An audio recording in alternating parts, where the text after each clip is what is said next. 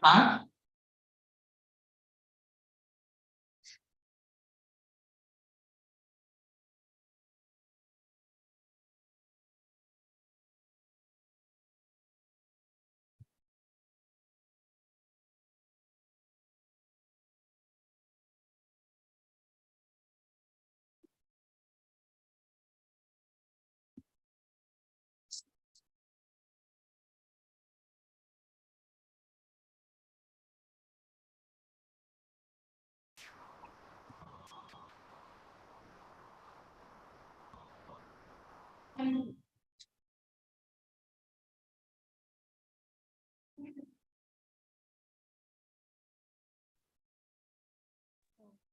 Sir, you want to check screen sharing on your? Yeah. Yes, ma'am. Yes. Okay, sir, I will stop the share.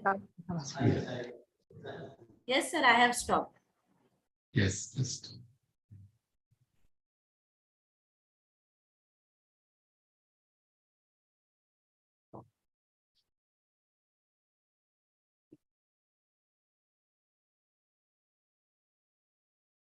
So make it me co-host, no? Sir, I have made it, sir. You are co-host Yeah. now. Okay. I think, ma'am, sir is joined from personal ID, right? Yeah, So I that have one made. is that So also that made one only I have first. made. Yes, sir. Yes, ma'am. Okay. Okay.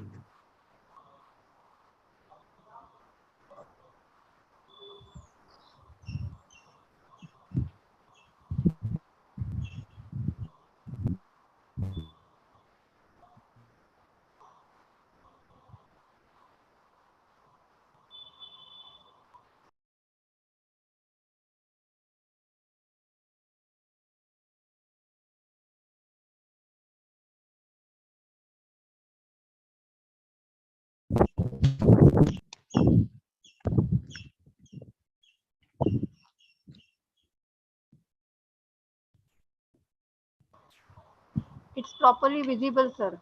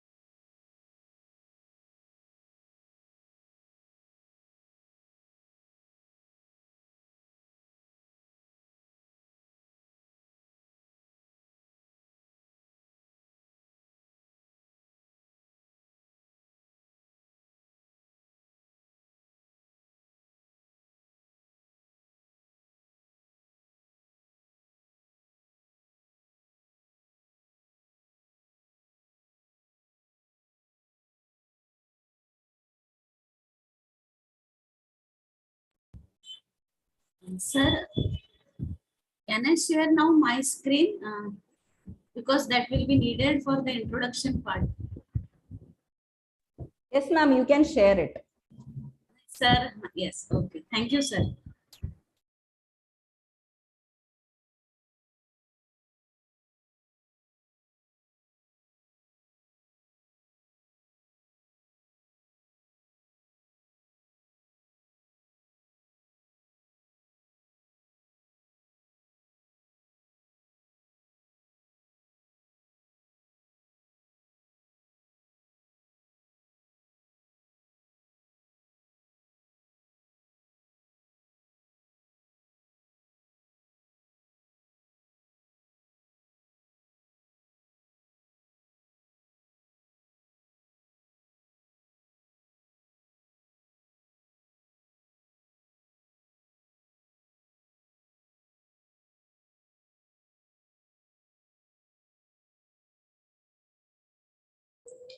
Madam, shall we start the session with the due permission?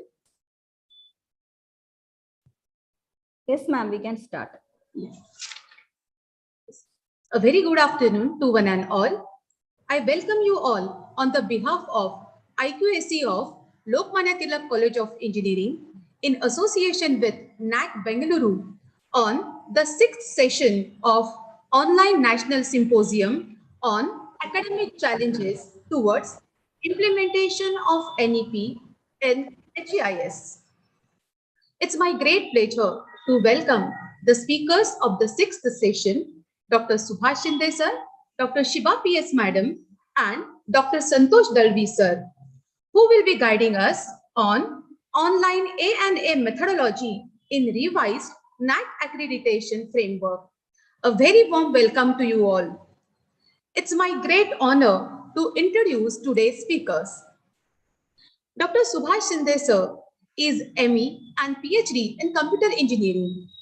Sir is a vice principal at Lokmanya Tilak College of Engineering, Navi Mumbai. Sir is a member of Board of Study in Computer Engineering from University of Mumbai. Sir was a chairman Board of Studies Computer Engineering under the Faculty of Technology in University of Mumbai. Sir was a member of Academic Council BUTR RRC of the University of Mumbai. Sir was a member Board of Study in Information Technology under Faculty of Engineering Technology from Pune University. Sir has published about 46 papers in international and national journals and conferences. He has written 3 books through reputed publications. Sir is a recognized PhD guide, and under him, 5 has awarded the PhD degree and 4 students are in process. Sir is a life member of IST, CSI and ASCI team. Sir has reviewed reputed journals like International Journal Big Data, Springer, Expert Systems, etc. Sir has worked reviewer for such journals. Sir is a member of Academic Advisor Committee for Syllabus Revision of UG and PG program on many universities. We welcome you, sir, once again. Now, the second speaker, Dr. Shiba PS Madam. Madam had got her PhD from Indian Institute of Science, Bangalore. Excuse Madam me, is madam. associated- Excuse me, madam. Yeah. Please, just a moment. Someone is sharing the screen and scratching. Just give me a moment. I will stop screen share and share it once Okay, again. okay, madam. Just a moment. Yeah. Participants, please do not share your screens, or please do not do any scribblings on the screen.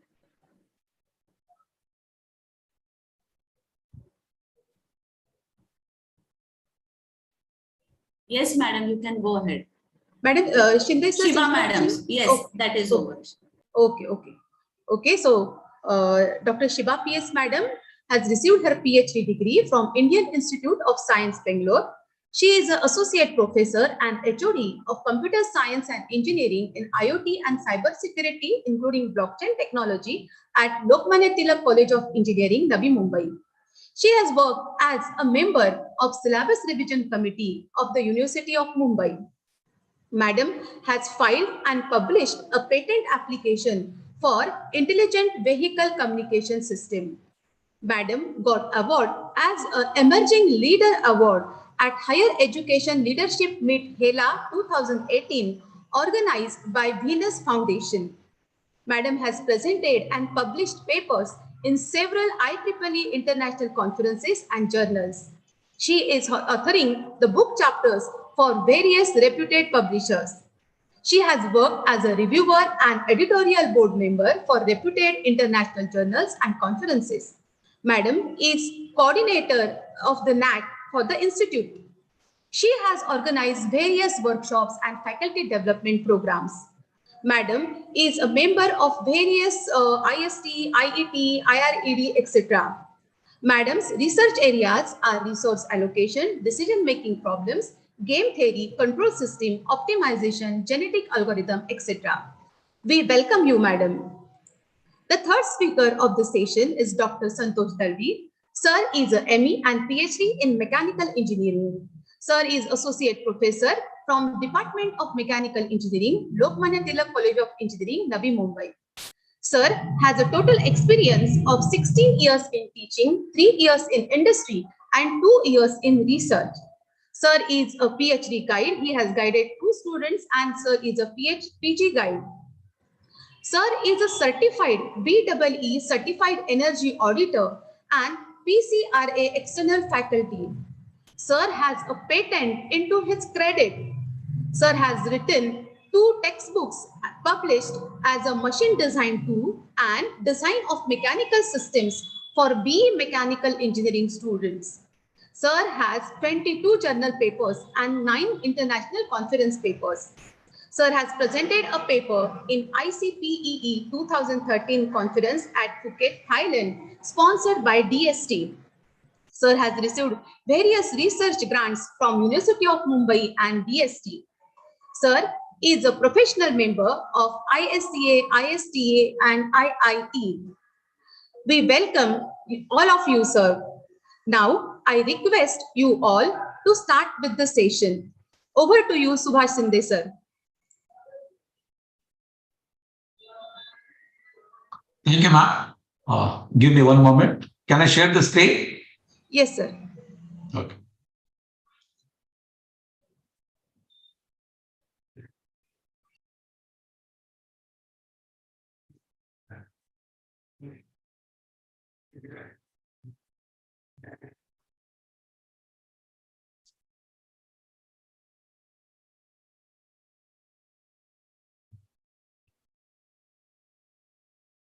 Ma'am, my screen is visible?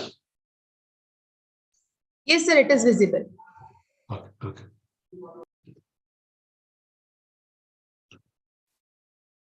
Can I start or can I wait? Sir, Sir, you you can can start. Sir, you can start. Okay, okay, okay. Thank you, ma'am. Thank you, Trupti, ma'am. First of all, I welcome each one of you in the afternoon sessions. I request all of you, you can raise the questions in between. If any queries it's come, if you want to ask, you can ask in between also. So yesterday we have discussed in the last few sessions about the NAP, how the national education policy come into the existence, what are the different challenges are into the higher educations and how you overcome that particular challenges. As you already aware into that, India is one of the largest and the diverse education system. Currently in the India, near about 845 universities are the present, and there are about the 40,000 higher education institutes are the present. India contributed well, especially in the higher educations into the last decade. So one of the nice example in the 2020, the new education policy came into the existence. Before that also when you talk about the 1996, the previous education policy, that also the work into the nice. However, in the last education policy, the one important factor, they keep it into that one. So the education is the right. Now into the 2020, so the main objective come into that, the education is the right, but with the quality. So how you provide the quality educations to the all learner. So that objectives come, and according to that, the objectives, the many changes is happen in the new education policy. The one important aspect is coming when you talk about the new education policy, or maybe when you talk about the whole education process. So how you assess that the educations, how you can evaluate the particular the higher educations. For that, in the 1994, the NAAC is coming into the existence. The National Assessment Accreditation Councils come into the existence, especially for the higher educations, for the assessment and the accreditations. Then from the 1994, so the system, many higher education institute approached to this NAAC for the assessment and accreditations. We have to invite for that one, for the assessment and accreditation, and the NAAC is doing that, the work. But what happened? So when the new education policy want to revise into that one, so that process is start from the 1 decade, from the 2010, so to the till 2020, that process has happened, and the 20 it's come into that the existence. The NAAC also into the hand-to-hand with the new education policies to make it the changes for the, especially for the assessments. So the 2017, the NAAC also changes some sort of the changes happen in the NAAC process in the assessment and the accreditations. So what are the changes is happening? So that's the objective for the today's for today's session. Myself, Dr. Shiba ma'am, as well as Dr. Dalvi, they will talk about the what are the new changes is happen into the 2017 onwards into this the assessment accreditation process in line into the new education policy. That's why it's the title is coming into that, the online assessment and accreditation methodology in the revised NAAC accreditation frame. So this whole, the session is cut up into the 3 parts. So the part 1, I'll take care about the how the NAAC assessment accreditation frameworks, the new assessment accreditation framework. Then the Shiba madam will be take care about the whole assessment process. And the very third one, that is the best practices that will be delivered by the Dr. Santosh Dalvi. As already I had clear about this, the NAAC Assessment and Accreditation Council that we call as the NAAC was established into the 1994. It is an autonomous institute, and it is the of the University of Grand Commission, and that's headquarters is available into the Bengaluru. So into the 1994, when this the autonomous institute come into the existence, they keep it one sort of the vision. So that vision is to make the quality the defined element of the higher education in the India through the combination of the self and the external quality evaluation, promotion, and the sustenance initiative. And already I clear the basic objective when you talk about the NAAC, it's more refining to the quality of the higher educations. So how you can use the overall development of this the higher education system. So that's coming to that the main vision. To reach that the vision, so there are the some points they keep it into that one that we call as a mission. To reach to that the vision, the first point is to arrange the periodic assessment. So the first, it's coming to that the periodic assessment. You have to do the assessment of the higher education institute very periodically, as well as the specific related to the academic programming or related to the project. The second, the missions to reach to the vision is to work with the quality teaching learning and the research to the higher education institute. The very first is talk about the quality, the teaching learning process. So how you can overcome into that the traditional teaching learning methods? What are the innovative techniques we can inbuild, especially for the teaching learning? The last yesterday, the mini speaker it's talk about into that one how you can improve the quality teaching learning using the different ICT facilities. Also, we can inculcate the research culture into the higher educations. The third into that one, the self-evaluations, accountability, autonomy into the innovation of the higher education. This is again one of the important aspects that is called as the self-evaluations. We should analyze ourselves That is the first criteria when you have to talk about the NAAC process. And accountability, we are the very accountable to all the stakeholders. So promote for the autonomy into the higher educations. And the very last one, to undertake the quality related research studies, consultancy, training program, as well as the collaborate with the other stakeholders of the higher education for the quality evaluation and promotion of success. The quality related research studies, how you can solve the society problem. There are the N problems are available, and how the institute, higher education institute support, or how they are taken the initiative solve the problems into the day-to-day that are available into the society. So in these are the 4 to 5 missions that can reach to the visions. So when we talk about the higher education institute, how these the NAAC will support to achieve these the core values of the higher education institute. As you already aware into that one, the world is the higher education functioning that throughout the world, higher education function is to the dynamic environment. To reach this the dynamic environment, so some of the core values supposed to be maintained into the higher educations. And what are these the core values? The very first is coming to that the contribution to the national development.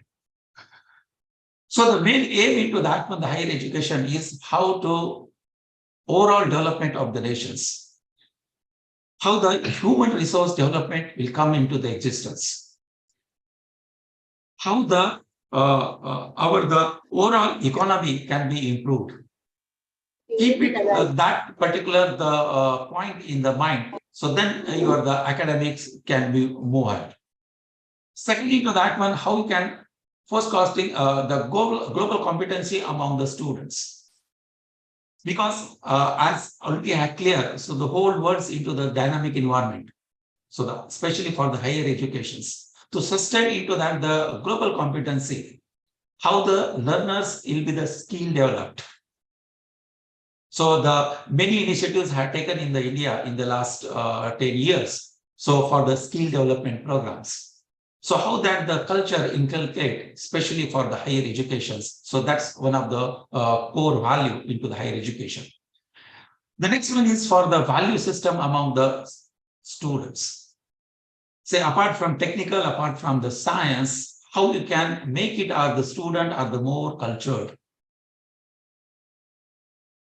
So how the students can work related to the ethics, how the students can talk about the truly, how the students can support to the society. So that also you have to inculcate. Then the fourth is promoting about the use of technology. So when you use the teaching learning, the concept of the when we are adopting this the teaching learning, then the new technology are available. If you use that the new technology, the ICT facility, and more we can make it that teaching learning easily. And we are trying to solve these the problems through the small experiments. We can use some sort of the case studies, and that can be the part, especially more valuable into the NAAC accreditation process. And the last one is the quest for the excellence. You have to move to the center of excellence. So somewhere we having the this much is our the grade. The next ones into that, the next cycles you have to reach to the next one. And to reach that, some of the continuous process you have to adopt. That is called as the center of excellence. So these are the points come into that one for the higher education institutes for the accreditation process. The accreditation process is happened from the 1944 to the 2017. But then from the 2017, there is some changes is happening. So now I'm focusing into that one. What are the changes is happening? That is called as the revised assessment and accreditations. So this, when we talk about from the 2017, so from the 2017, the NAAC is shifted into the some e-digital fashion or into the electronic fashion. It's represent an explicit paradigm shifting, making into the ICT-enabled, objective, transparent, and scalable, and to the robust.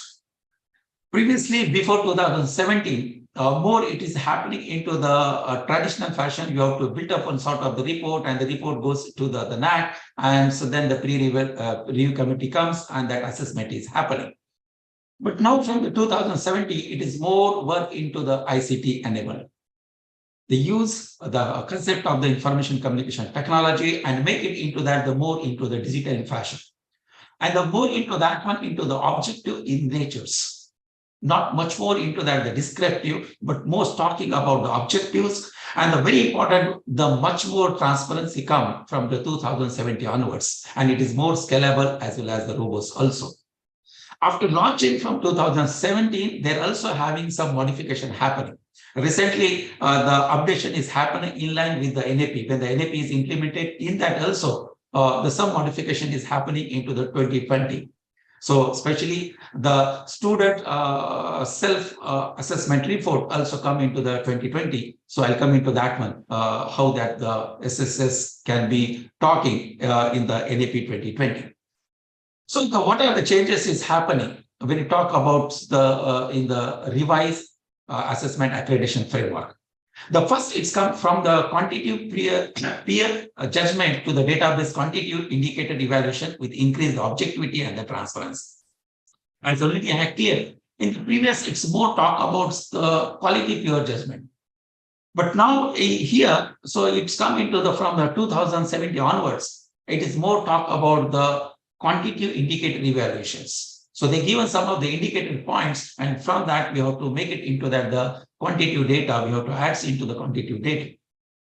So here the next it's talk about into the revised extensive use of the ICT confirming the scalability and the robustness. So all the reports are accepted through the digital in the online fashion. No, the reports or the not a single request is go through the paper. So everything, it's they're having their own portal, all the query 24/7, the online facility is available, and you have to file the query. It's definitely whatever the query you're having, that can be responded within the 8 to 10 hours, the working hours. Second, in terms of the simplification of the process, drastic reduction of the number of questionnaires.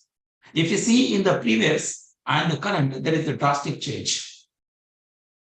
So the many questions are the minimized in the revised process. The size of the reports also minimized. Previously, the size of the reports is very bigger. The visit dates also reduced because now the mini process is happening automatically. The system is taking care for that. The visit day is for the 1 hour, the 1.5 day. So like that, the many changes is happening in the revised process. In the previous, the concept of the pre-qualifier is not there. But now when you are applying for the NAAC, maybe for the tier 1, maybe for the tier 2 or next tier also. So every time you have to, first you have to go for the pre-qualifier that we call as IRQA, the Institute Information Quality Assurance, that we have to feed, and it will be system generated. When you got as a 25% marks out of 100, if you got as a 25% marks, then you are eligible to go for the next step that we call as the SSR. So the first indicator, it's coming into that one. First, you have to be eligible for the pre-qualifier.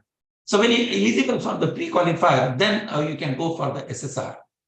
So when you're submitting the SSR, then the concept is coming, that is introducing the system-generated score. Previously, this concept is not there. So now the system-generated, whatever the SSR you are submitting, into that one, the system raise some questions. And after that, when they are satisfied, we are getting some sort of the score.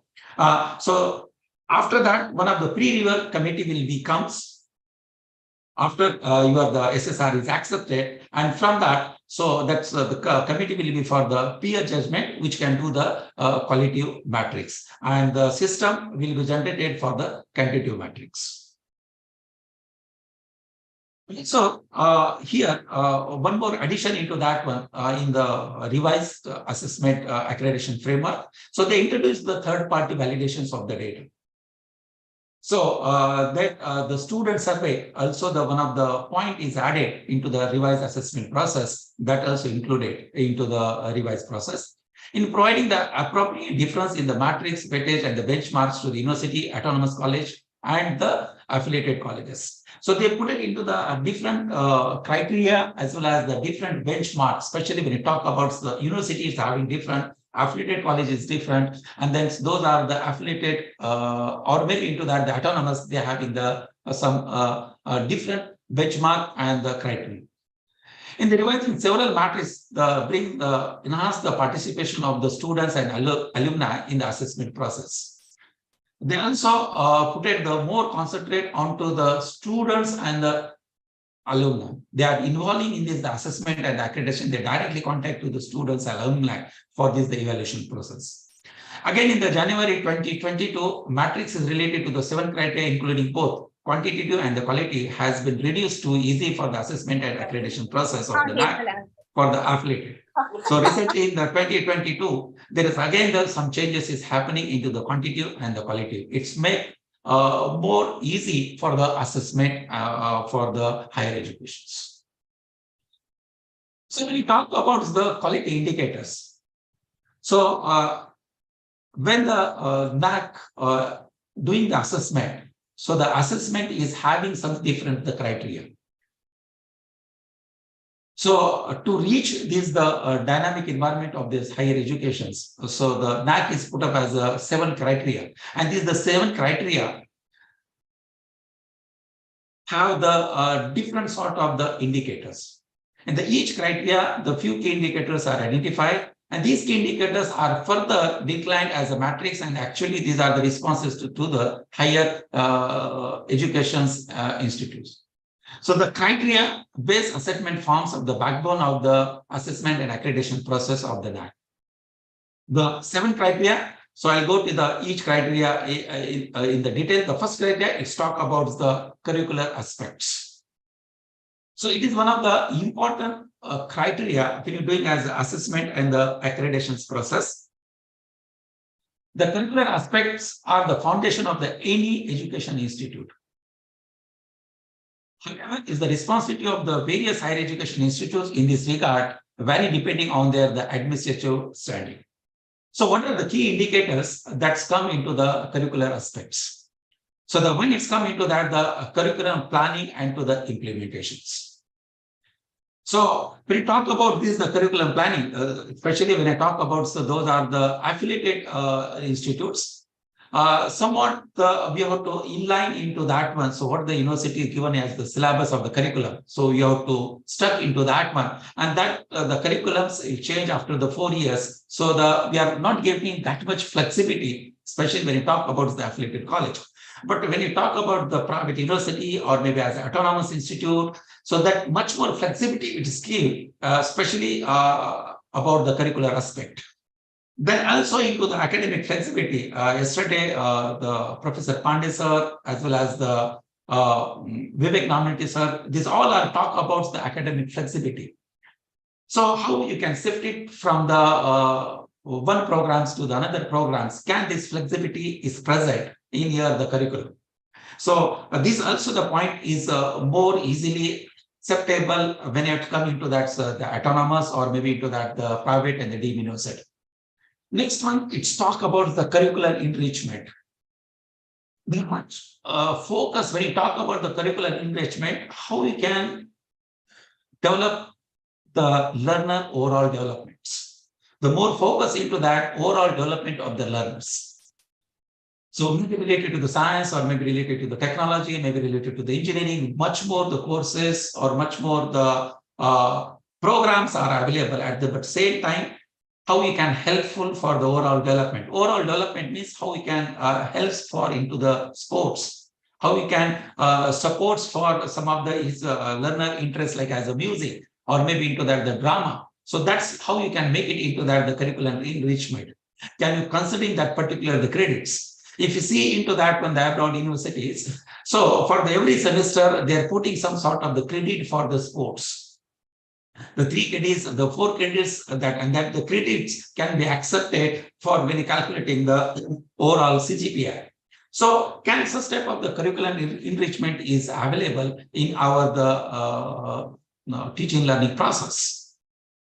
And the next key indicators will come into that the curricular aspects is the feedback system.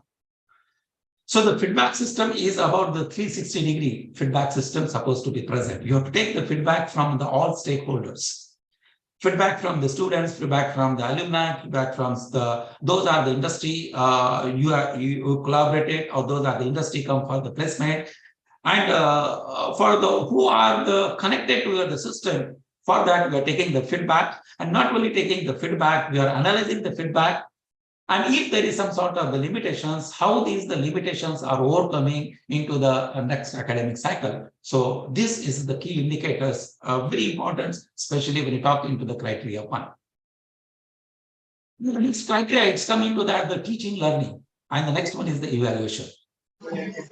So when you talk about the teaching learning evaluation, so how the institute support, or what are the efforts of the institution to serve the student different background and the abilities through the effective teaching learning experience. As you are already aware into that one, the institutes come into from the different backgrounds. Some are the rural, some are the come from the metro cities, some of them come from the very small village. Know how you make it more comfortable to such type of the students, how you are clear there the prerequisites. So that's why make it your the effective teaching learning experience. So interactive instructional teaching that encourage the students into the higher ordering thinking and the investigation through the use of the interviews, focus group discussions, debate, project, presentation, experiments, and that we have to use the ICT resources and the considering for the important consideration. So what is talking about this one, when you're going for the teaching learning, we have to change this the traditional methodology. So in this the new process, how you can take the help of this the ICT, how you can clear your the case studies in the different fashions, how you are solve the problems in the prototype view. And to complete that one, so for the evaluation for this the criteria 2, some of the key indicators are assigned by the NAAC. The very first is the student enrollment and the profile. So in the student enrollment and the profile, when you enroll in the students, that the transparency you have to maintain it.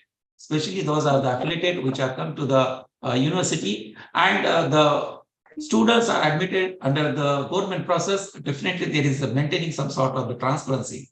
But somewhere into that, the private university and the deemed university, they are also taking care about to make it some the transparency. Can all the norms of the state government or maybe as a central government they are keeping. So they are keeping into the mind when you are enrolling the students. That is coming to that the student enrollment. The next is coming to that the student teacher ratio. And the student teacher ratio is not only into the form of the numbers. Right now, the NAAC is saying it goes into that 1:20, maybe somewhere when it goes into that autonomy, that ratio it changes. When it goes to the autonomous, that number it changes, so on and on. But apart from that, how the system is work for the mentor-mentee systems. How you connected to the learners, how the teacher is connected to the learners. So that is more, it's talk about the student-teacher ratio.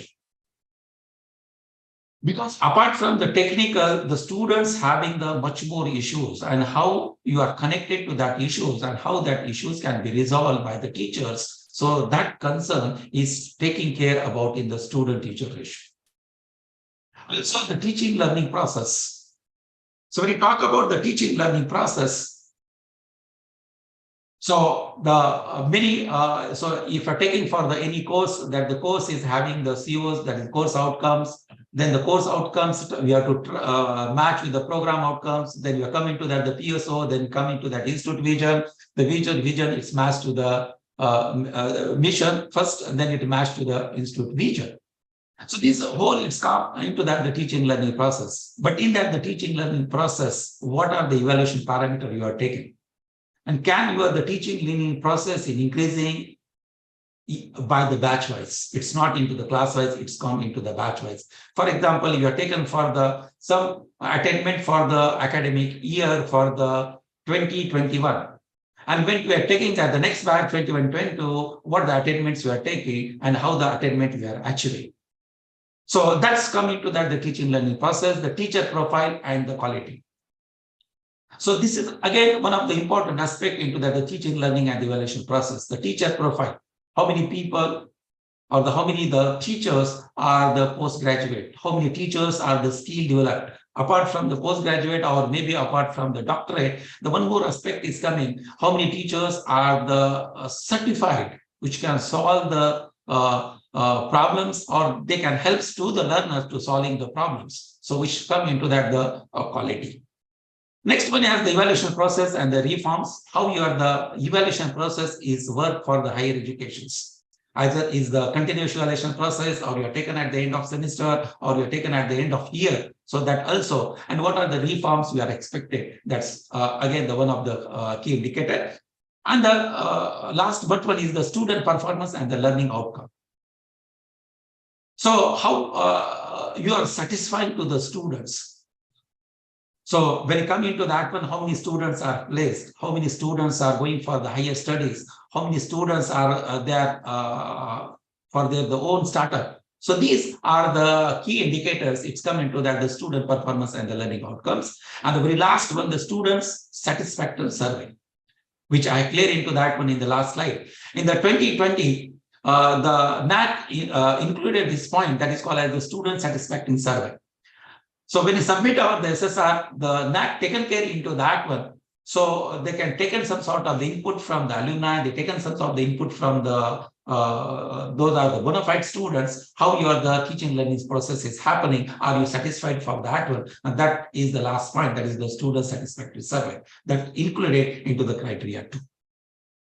Now, the third criteria, it's come into that the research, innovation, and the extension. Here, how the institute it can support for the research innovations. So in this the criteria, the 6 informations about the policies, the practices, and the outcomes about the institutes with reference to the research, innovations, and the extensions. So it deals with the facility provided and the efforts made by the institute to promote the research cultures. Because till the previous life cycle for the higher educations, so more cultures about the UG or maybe into that one, the higher education is to use the teaching learning process. But from the 2017 onwards, the initiative is come. So how can make it as a research culture into the undergraduate program also? So when you make it as the research cultures in the undergraduate or maybe for the postgraduate, then what are the key indicators we supposed to be present? So these are the key indicators are present that's given by the NAAC. The very first is the resource mobilization of the resource mobilization for the research. So how many the grants you can acquire from the industry or maybe from the government also. So how the mobilization of the resources, mobilization of the funds. So that is the first key indicator. So how you create the ecosystem of the research. So what are the policies are the present? So that's come into that. The ecosystem is complete the framework. So how you are inculcated the research culture is talk about the ecosystem. Then it's talk about the publication and awards. So there are the publication, but the publications also the filters. There are so many journals are the presence. But how many journals are which are the H index, the journals which can be accepted by the UGC? So these are this we call as the reputed journals. So how many the NAAC is considering only for the reputed journals? So then how many publication is happening into that one, the reputed journals? So that one of the points is taken care. And the awards, the government also given the awards, the AICT given, the university also given the awards. So how many awards is to the institute? That also the one of the key indicators. And the extension activities. When you talk about the research is how it helps to the society. That is called as the extension activity. With this research, how you solve the problems. Or maybe without going much more into that one, very core research, how you helps to the society, that is called as the extension activities. Maybe on the extension activities, maybe for related to the weather, maybe related for the how you manage the waste, how you manage to the e-waste. So this how you can support to solve some step of the problems that come into that the extension activities. And the last one is the collaboration. how the institute can collaborate with some sort of the NGO or maybe collaborate with some sort of the industry to inculcate or to solve some sort of the problems in their organizations, and how you work hand in hand to support for the different organization or maybe for the different NGO. That concept is called as a collaboration.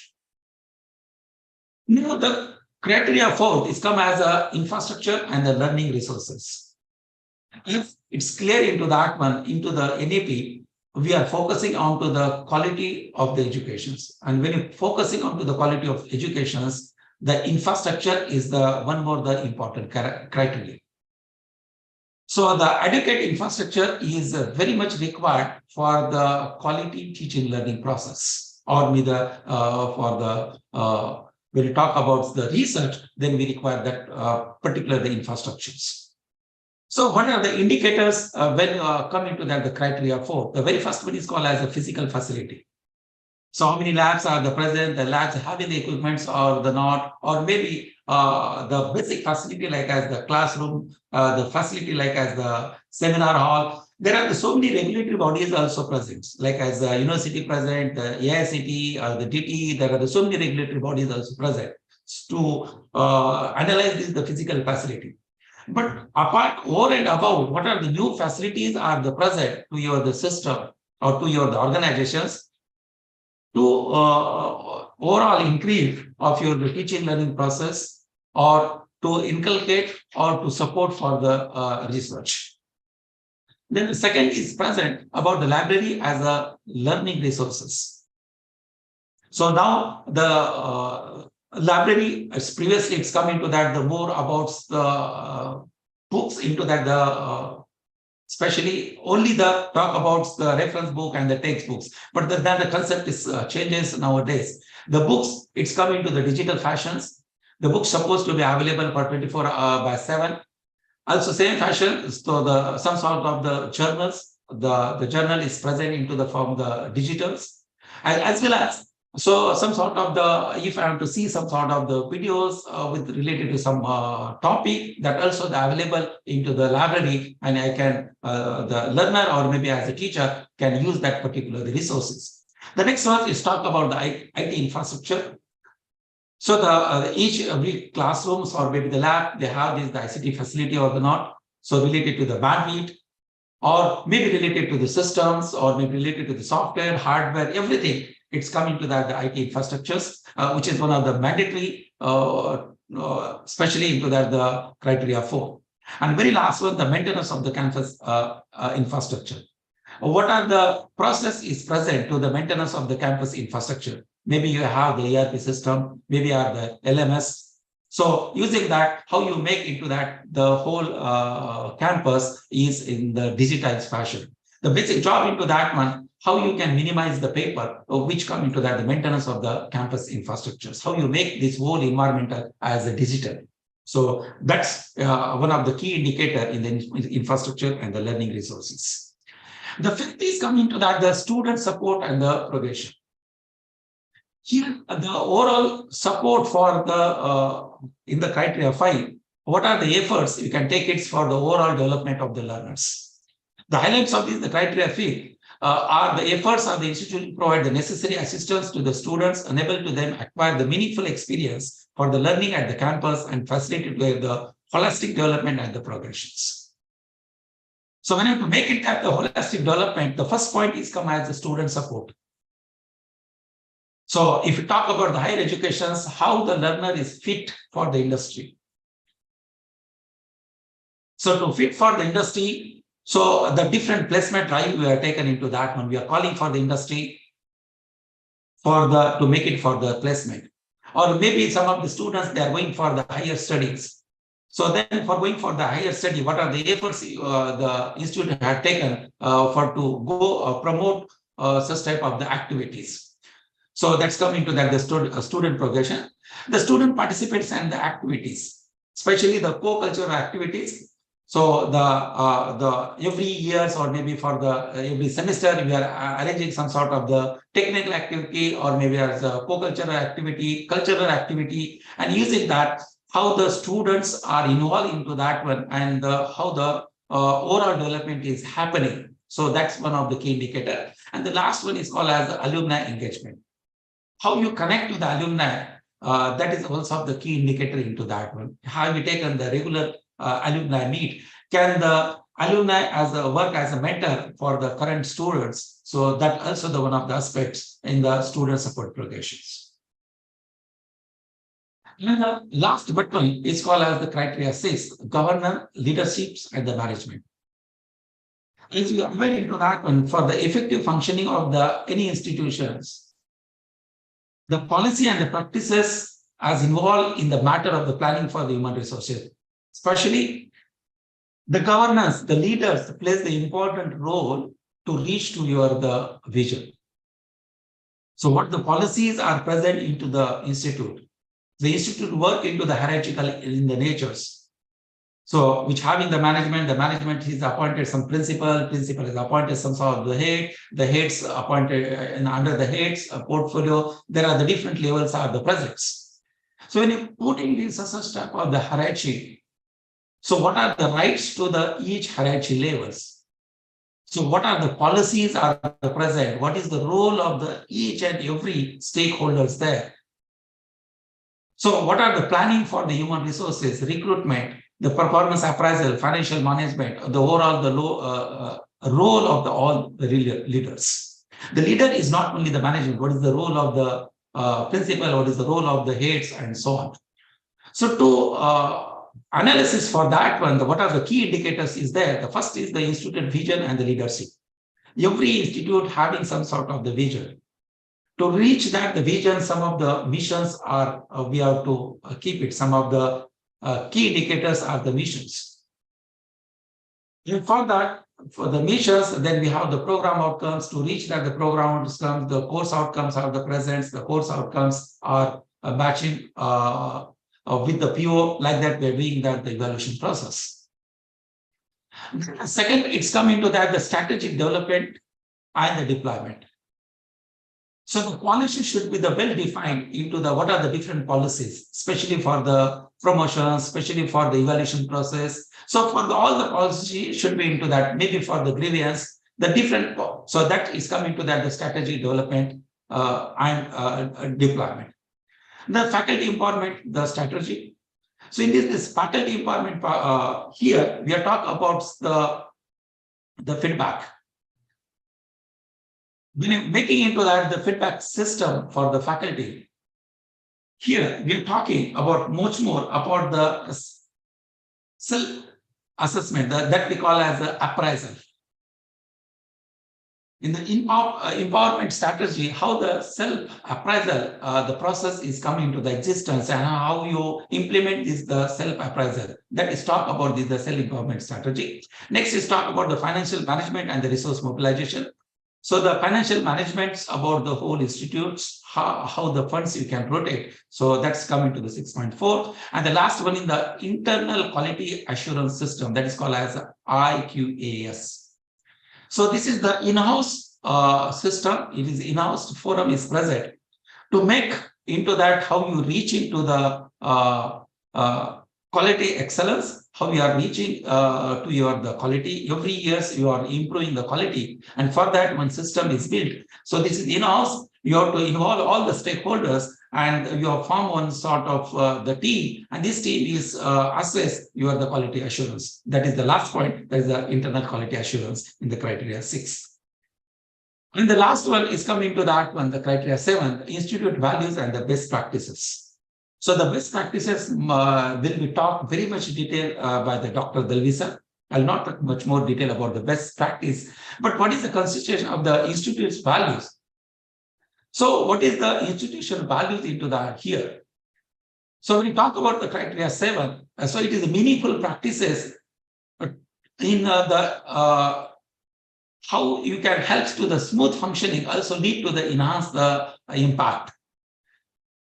So what are the institutions, stakeholders are the present? So they follow some sort of the guidelines for the functionality.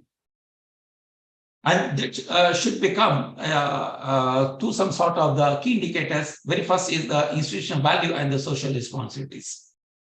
So that every stakeholders, maybe as a teacher, maybe as a students, maybe as a alumni, so everyone have some responsibility about the society and how you can help to the society. So that how the institute, with the help of these all stakeholders, helps to the society, that we have to mark into the criteria 7 and the best practices.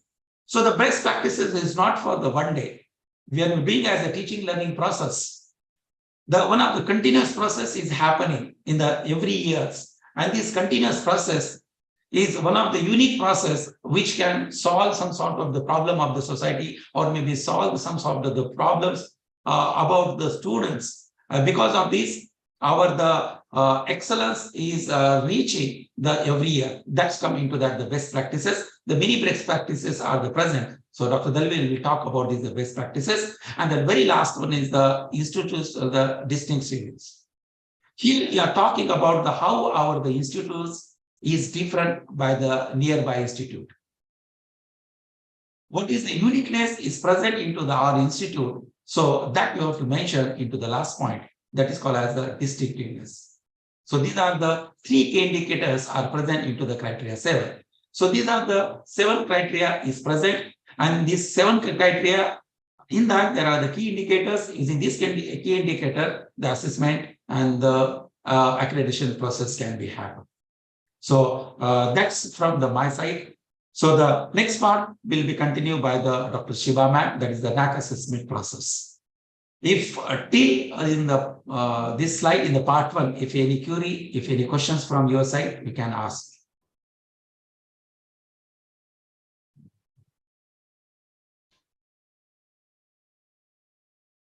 Sir, can I share my screen?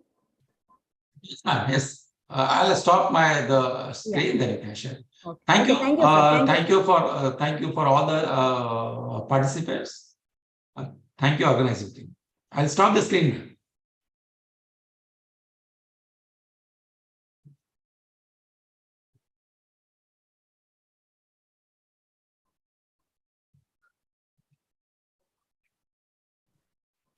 Sir, one query is posted in chat box. Yes, ma'am. Yes. Can you read the query, ma'am? Sure, sir. Can you explain distinctness of your institute for criteria 7? Can you explain distinctness of your institute for criteria 7? Yes. Especially one of the key indicator in the criteria 7, how the institute is different from the nearby institute. So, for example, if you're taken how my institute is held to solve some problem about the socials, especially Sir, for can I interrupt you? Can I interrupt you? Actually, no, the question answer session, we have kept it towards the end, and Dalvi sir will be speaking about best practices because we are running short of time. So can we take it to the later? The question can be, I think Dalvi sir has included that in his presentation. So he may be able to answer that. Okay. Okay. Thank you. Yeah. Thank you. Yeah. So, yeah, thank you, sir, for giving a elaborative session on the accreditation framework, and I need not present too much over this describing about the key indicators and all, because already sir has presented it in a nice way. And when coming on to the accreditation, as you know, it is a voluntary process that ensures a standard for quality of institutes or universities. So I'll be briefing about how this assessment process happens. My slide is visible, right? I forgot to ask. Is my slide visible? Yes, madam. Yes. Go ahead. Yeah.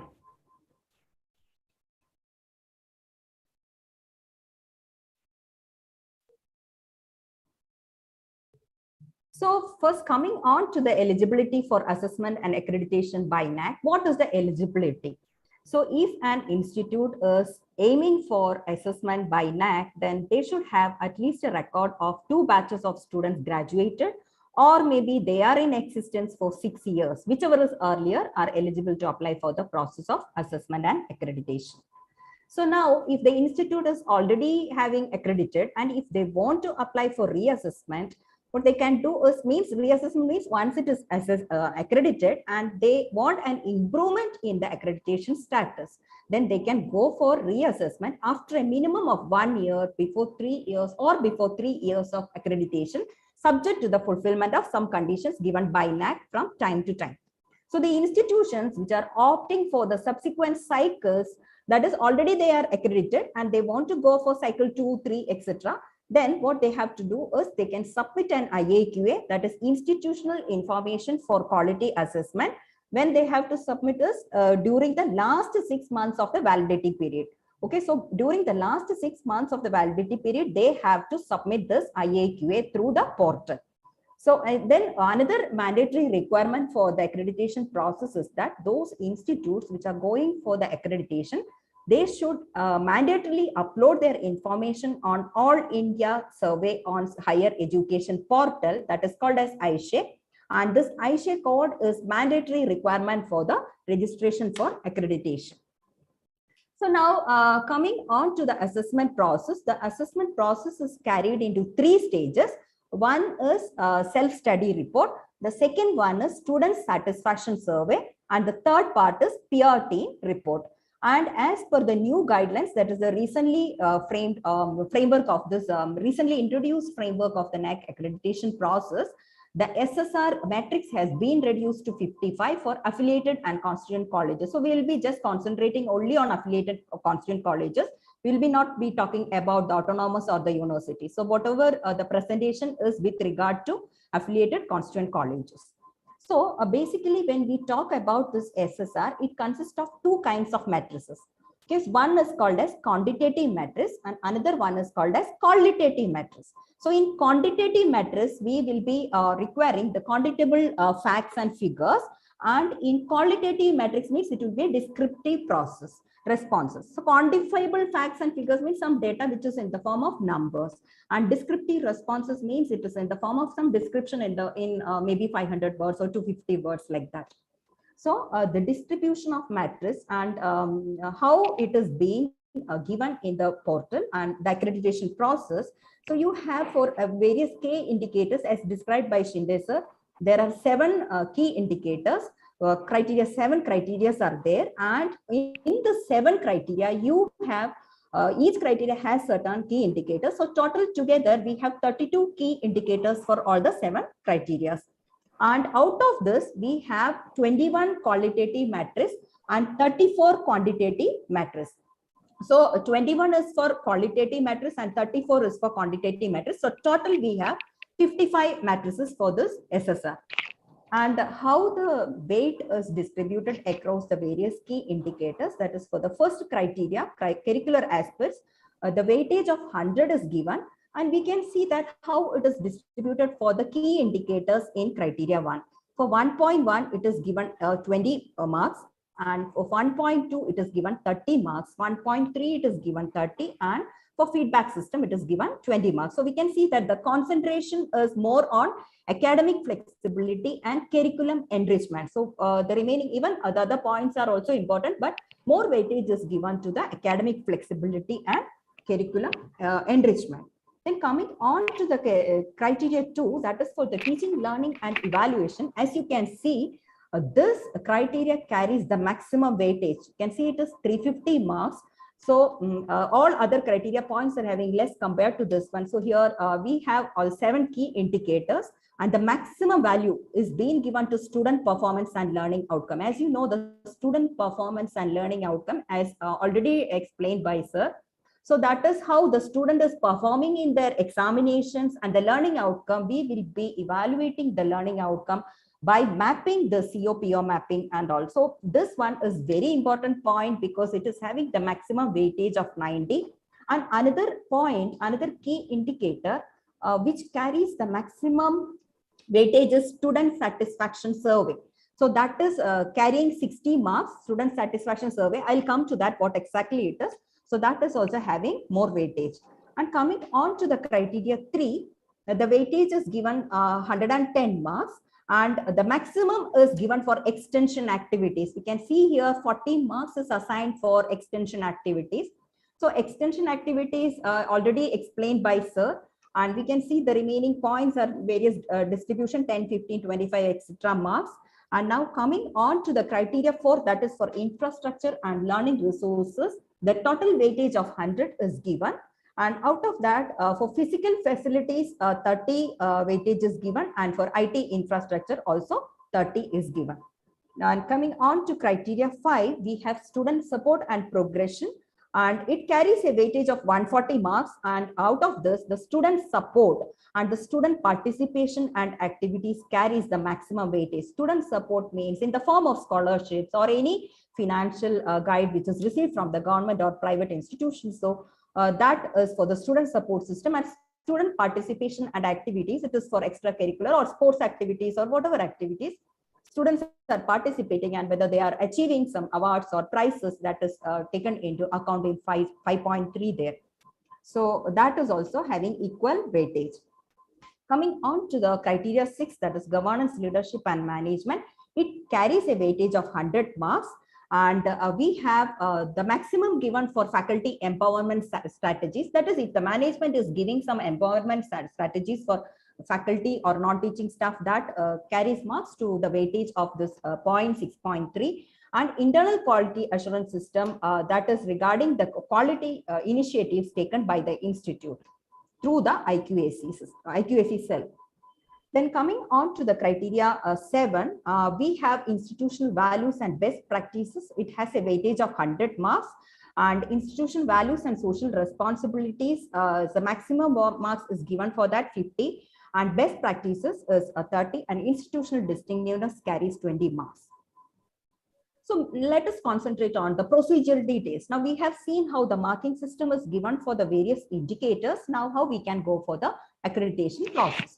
So as I already said, when an institute is seeking an accreditation process, the first step is to submit an IAQA online. That is during any time of the year. That is for the first accreditation, they can submit IAQA, that is information for quality assessment, during any time of the year. And if this IAQA is rejected by the NAAC, then the institute is given an opportunity 2 times to resubmit again. That means an institute will get maximum 3 attempts in a year with a single fee. After that, they have to submit a fresh application with the required fees. Then after acceptance, once the IAQA is accepted, then the next step in the accreditation process is the submission of the self-study report. That in short, we call it as SSR. So this SSR has to be submitted within 45 days of the acceptance of IAQA. And if an institute fails to submit the SSR within 45 days, then they have to apply fresh by starting with a new IAQA application and the fees of it. Now, once this SSR is submitted into the portal, the institutes has to put it on their institute website. The link of this automatically generated link will be given to the institute by the NAAC, and we have to upload the SSR document onto our institute website.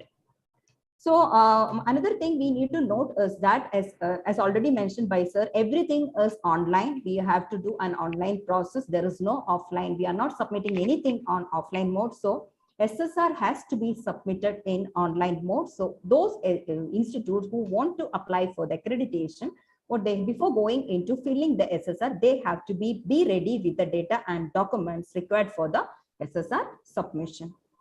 Then all the HIs are requested to go through their standard operating procedure available in the NAAC website. They have an apply online tab.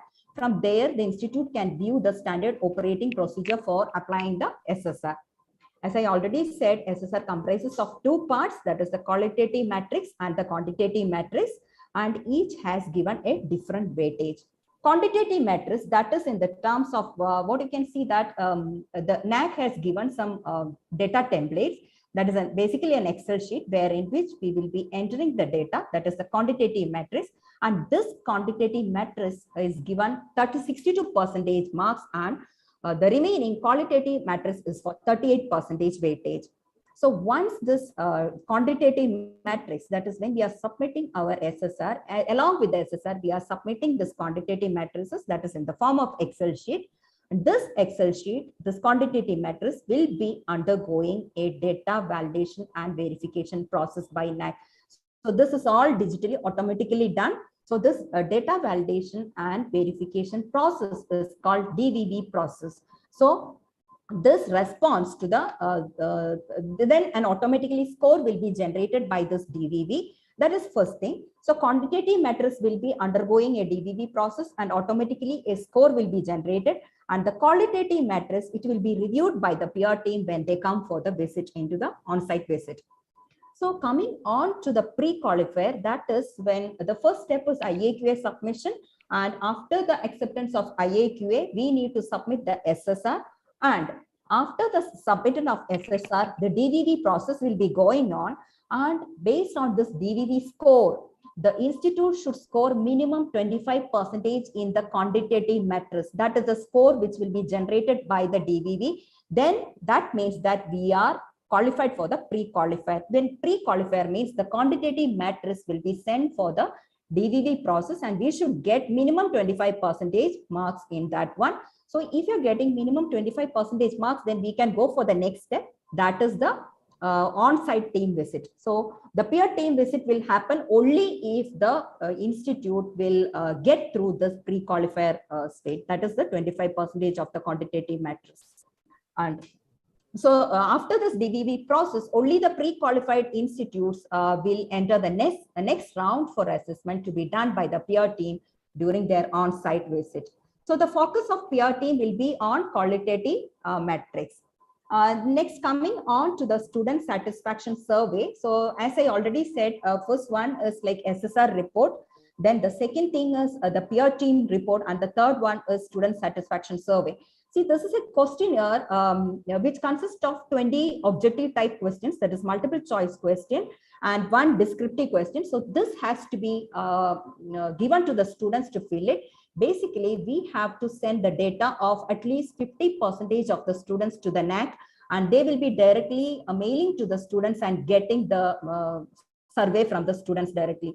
So if this SSS, that is the student satisfaction survey, at least 10% of the student or the 100, whichever is lesser, has to be, that many students has to fill the student satisfaction survey. So if that much is not met, then this score for the student satisfaction survey won't be considered for the accreditation process. As we have seen that in the weightage, some 60 marks weightage is given for the student satisfaction survey. So if the students are not filling this form, then this criteria, this indicator won't be considered. So we should ensure that the students are also filling this survey form, which will be directly shared by NAAC to the students. So the once this is done, once the pre-qualifier is done, then the peer team visit will happen within the 3 months of the clearance of the pre-qualifier date. And the institute can upload all their NAAC records, SSR, peer team record, AQAR, certificate of NAAC and accreditation document in their website for easy access by their stakeholders. Now, coming on to the assessment outcome, what will be the outcome? So the final assessment, that is the result of the assessment and accreditation, it is an ICT based score. It consists of 3 parts. First one is the peer team report. The second one is a graphical representation based on the quantitative matrix. So that one is a system generated graph that is automatically generated. The first part one peer team report is the peer team when they are visiting to the institute. So their report will be considered. That is in part 1. Part 2 is a graphical representation. So based on the automated score, it will come. And the third one is the institutional grade sheet. So all these parts will be there in the final grade sheet. So the CGPA will be calculated based on the system generated score on the quantitative matrix and the appraisal by the peer team visit when they are coming for the on-site, and the scores obtained by the student satisfaction survey. So these 3 things will determine our grade for the accreditation. So we will, this is the grading system.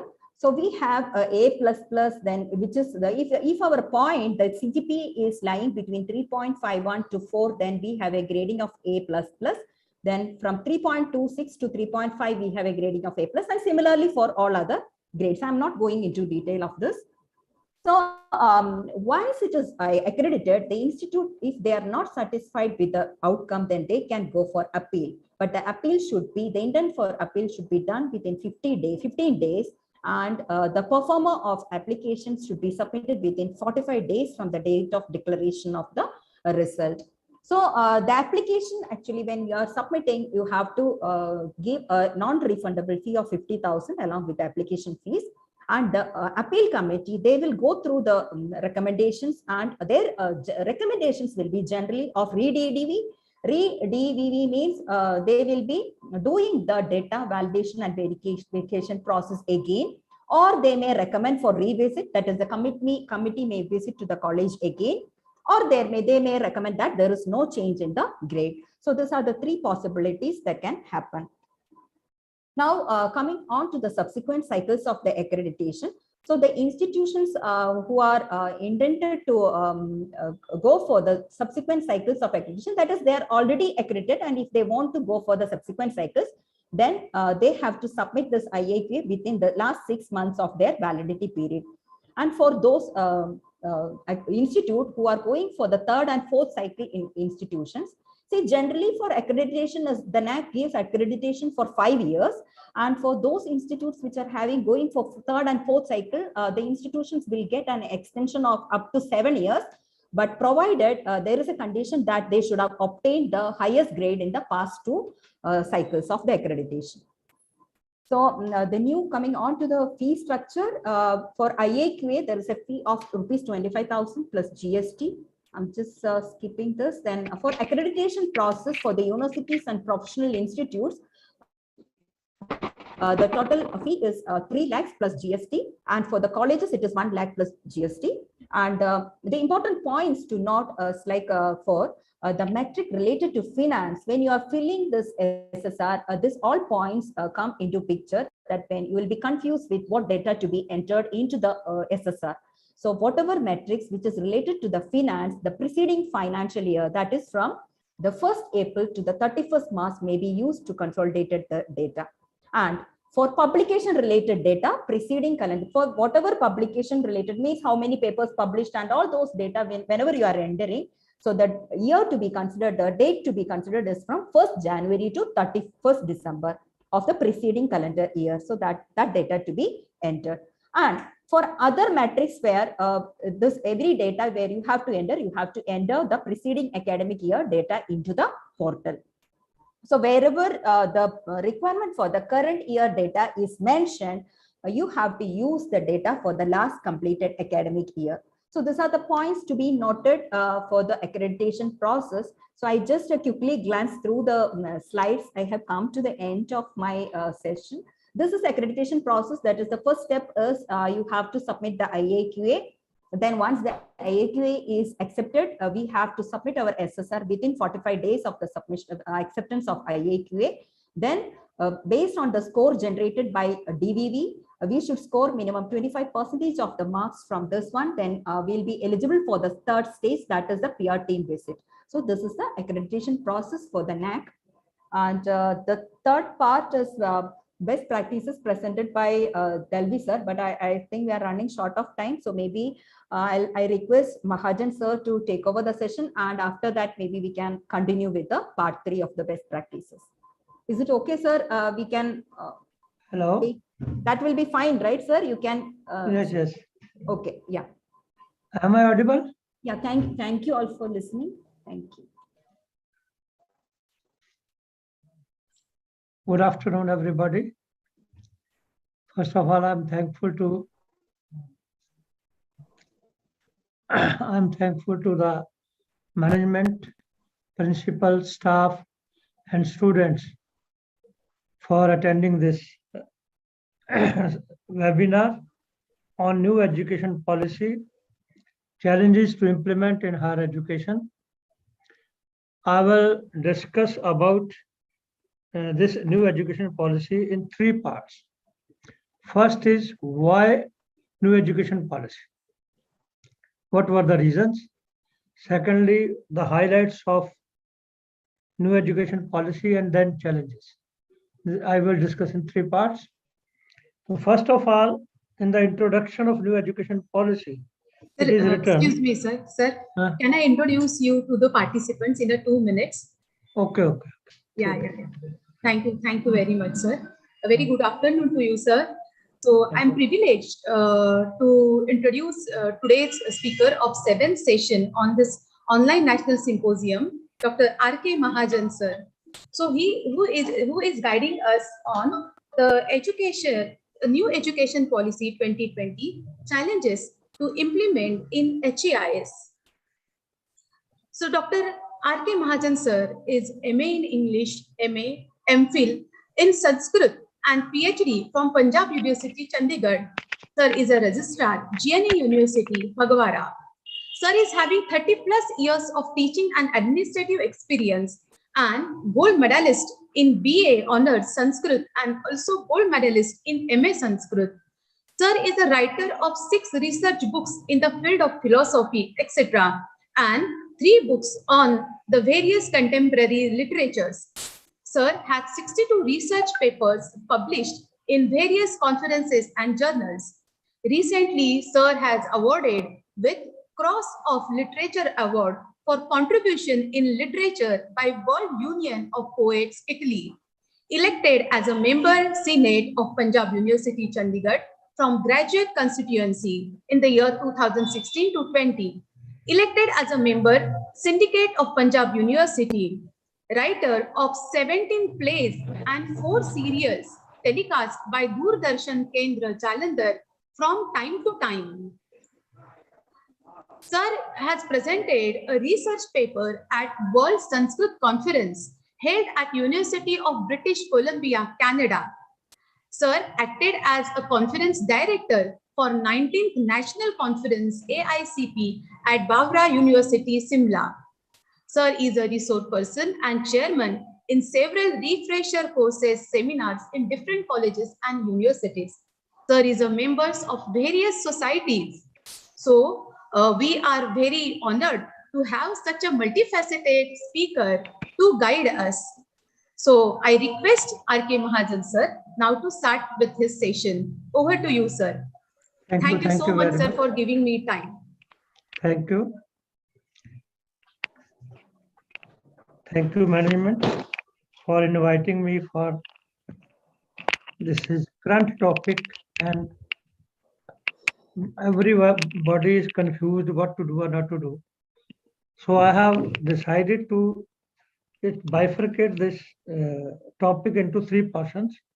And the first is, it is the introduction of new education policy. It is written why education policy is needed now.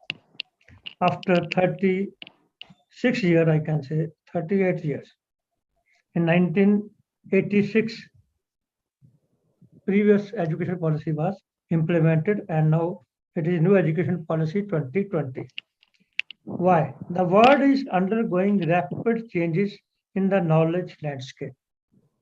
This says in the new education policy written, I'm not saying from my own side, with various dramatic scientific and technical advances, such as the rise of big data, machine learning, artificial intelligence, need for a skilled workforce, particularly involving mathematics, computer science, and data science, in conjunction with multidisciplinary abilities across the sciences, social sciences, and humanities. This was the first point.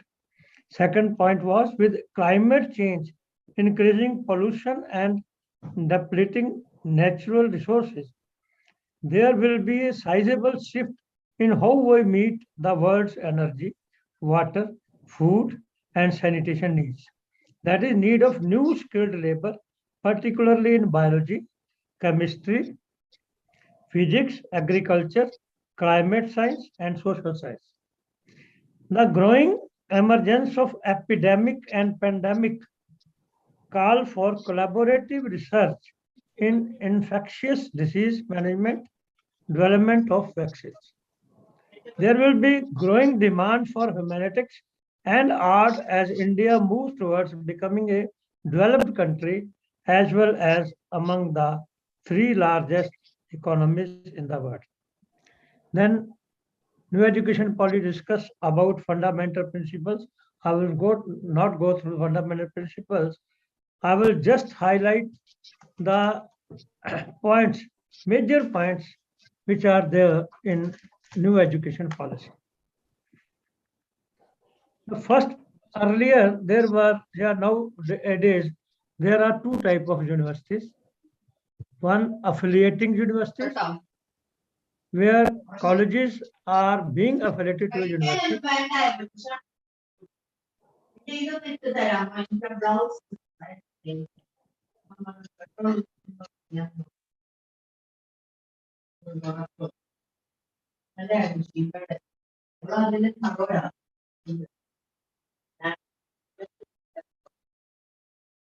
Participants are requested to please mute.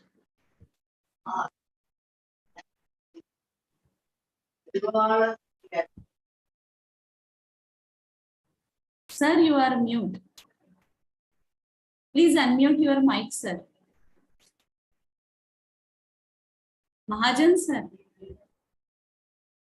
Your mic is in mute mode, sir.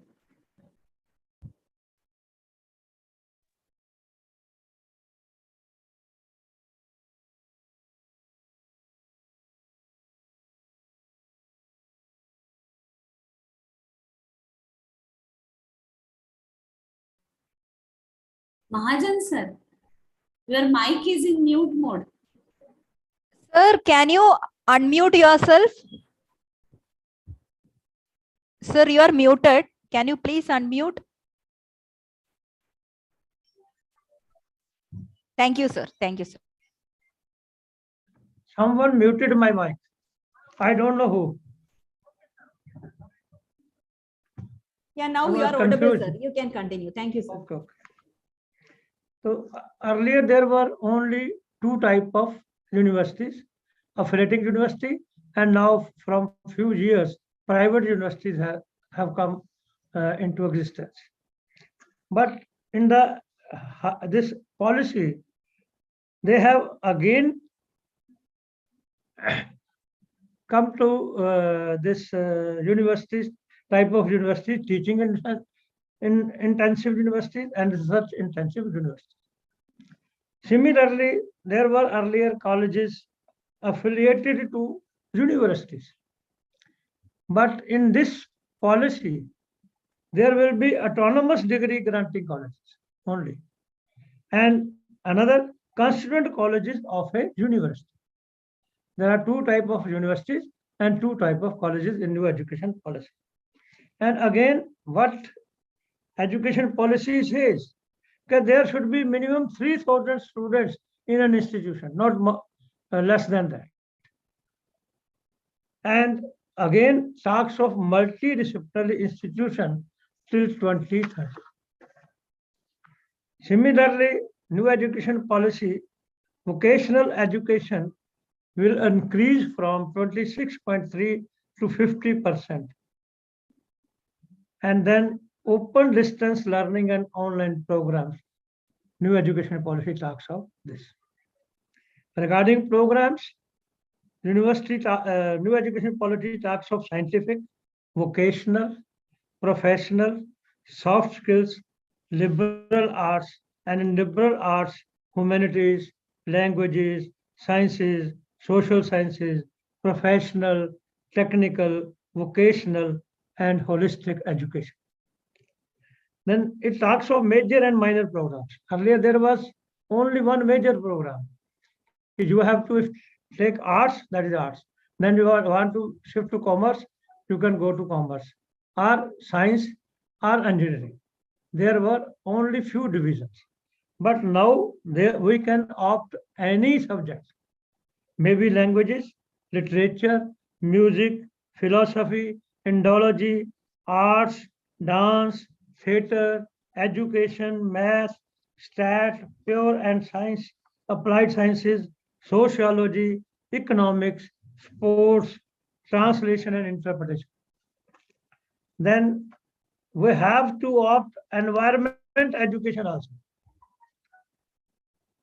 And environment education programs will be climate change, pollution, waste management, sanitation, conservation of biological diversity, management of biological sources and biodiversity, and forest and wildlife conservation, sustainable development and Not only this, we have to study value-based education also in new education policy. And in value-based education, development of humanitic values, humanistic values, ethical values, constitutional values, universal human values of truth, righteous conduct, peace, love, non-violence, scientific temper, citizenship values, life skills, lessons in service, and participation in community services programs. In multidisciplinary education and research universities, there will be MERU. It is an important point. MERU means multidisciplinary education and research universities. This is also part of new education policy, in which we have to, in our institutions, startup incubation centers, technology development centers, centers in frontier area of research, greater industry academic linkages, interdisciplinary research, including humanity and social sciences research, research in areas of infectious diseases, epidemiology, virology, diagnostics, instrumentation, and vaccinology in multidisciplinary education and research universities. These are must. Then NEP talks about Indian culture. It must be taught Indian culture, and in Indian culture, Indology, Indian languages, Ayush, yoga, arts, music, history, culture, and modern India. So there is bifurcation of courses in each program so that we can study multidisciplinary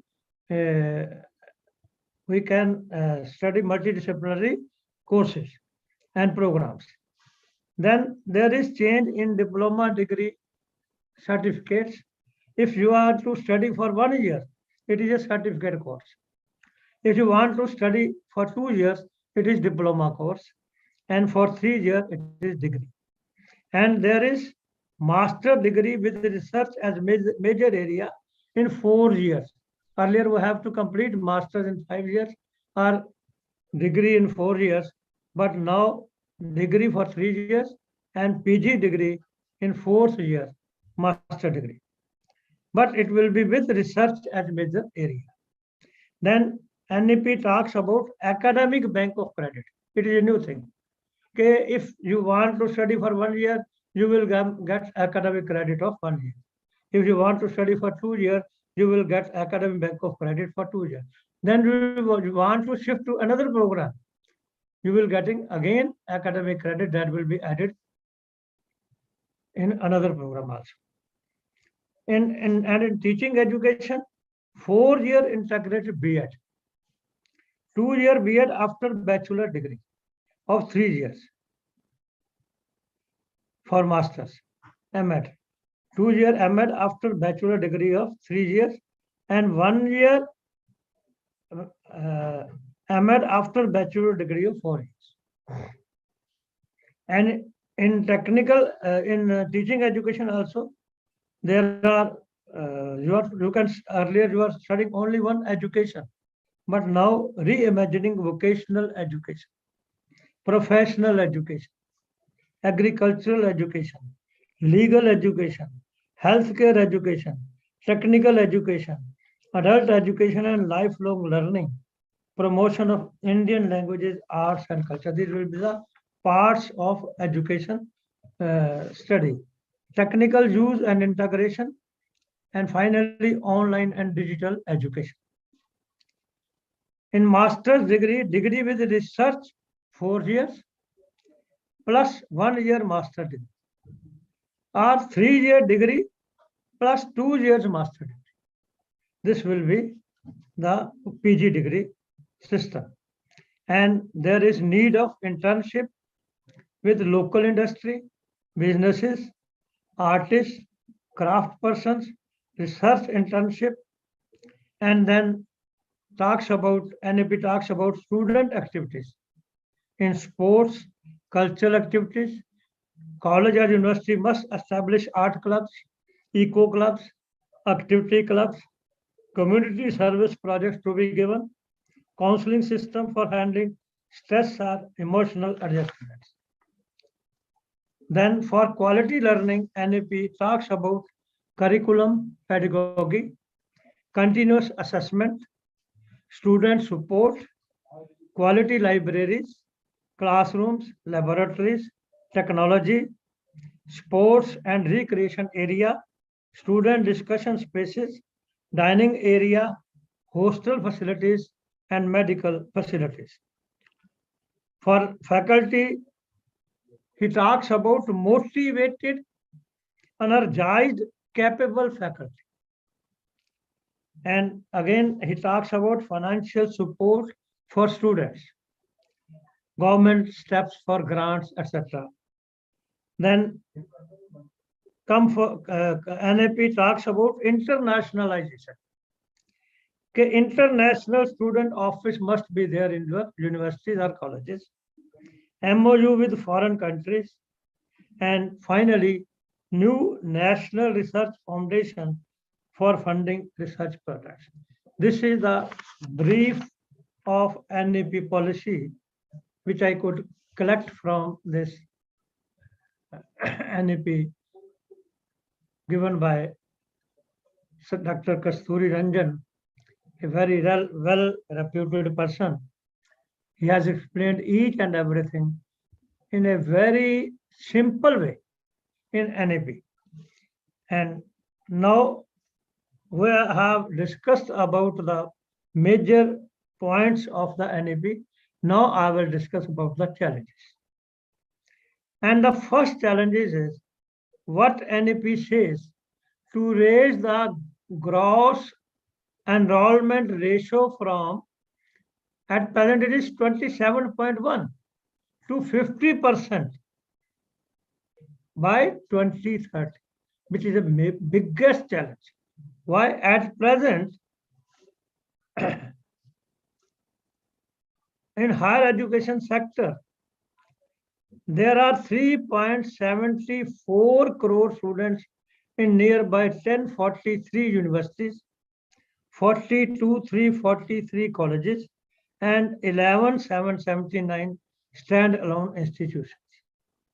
And for gross enrollment ratio to increase by 50%, about 1,000 new universities are to be established, which is a big challenge. So, gross enrollment ratio is a challenge, because in 2019 it was 26 point something, and in 3 years we could increase to 1% only, 27.1. So new universities are to be established, new colleges are to be established for this, to increase this GER. This is very challenging issue in new education policy. Then the financial constraint and relation between center and state will be the biggest hurdles. Some states, especially in opposition with center, are reluctant to implement new education policy. They have strong objections to several key provisions of the new education policy. So, center and state, many states have even refused to start NAP, those who are in opposition. So, this is a big hurdle. Then, third point is strength of colleges less than 3,000. Because NAP says there should be minimum strength of 3,000. And in rural, I have seen in Punjab, there are more than 50% colleges having a strength less than 1,000, even more than 50%. How it will be possible to increase the strength up to 3,000? If we have to collaborate the colleges, that is also a big challenge, because managements are different. So this is the biggest issue strength of college is less than 3,000. This is the biggest problem. Then next is replacing the single disciplinary college is also a big challenge. Because we are having at present arts colleges, or science colleges, or commerce colleges, or engineering colleges, and very few there are colleges having all that disciplines. Very few colleges. So replacing a single disciplinary college is a big challenge, as new education policy speaks of multidisciplinary institutions. So this is also the biggest challenge in the new education policy. Then creating a shared responsibility and ownership among key stakeholders, including the private sector at the state and district levels that have extraordinary diversity, and it is also a big challenge. Involvement of private sector, giving education to roughly 70% students, private university charging high fee,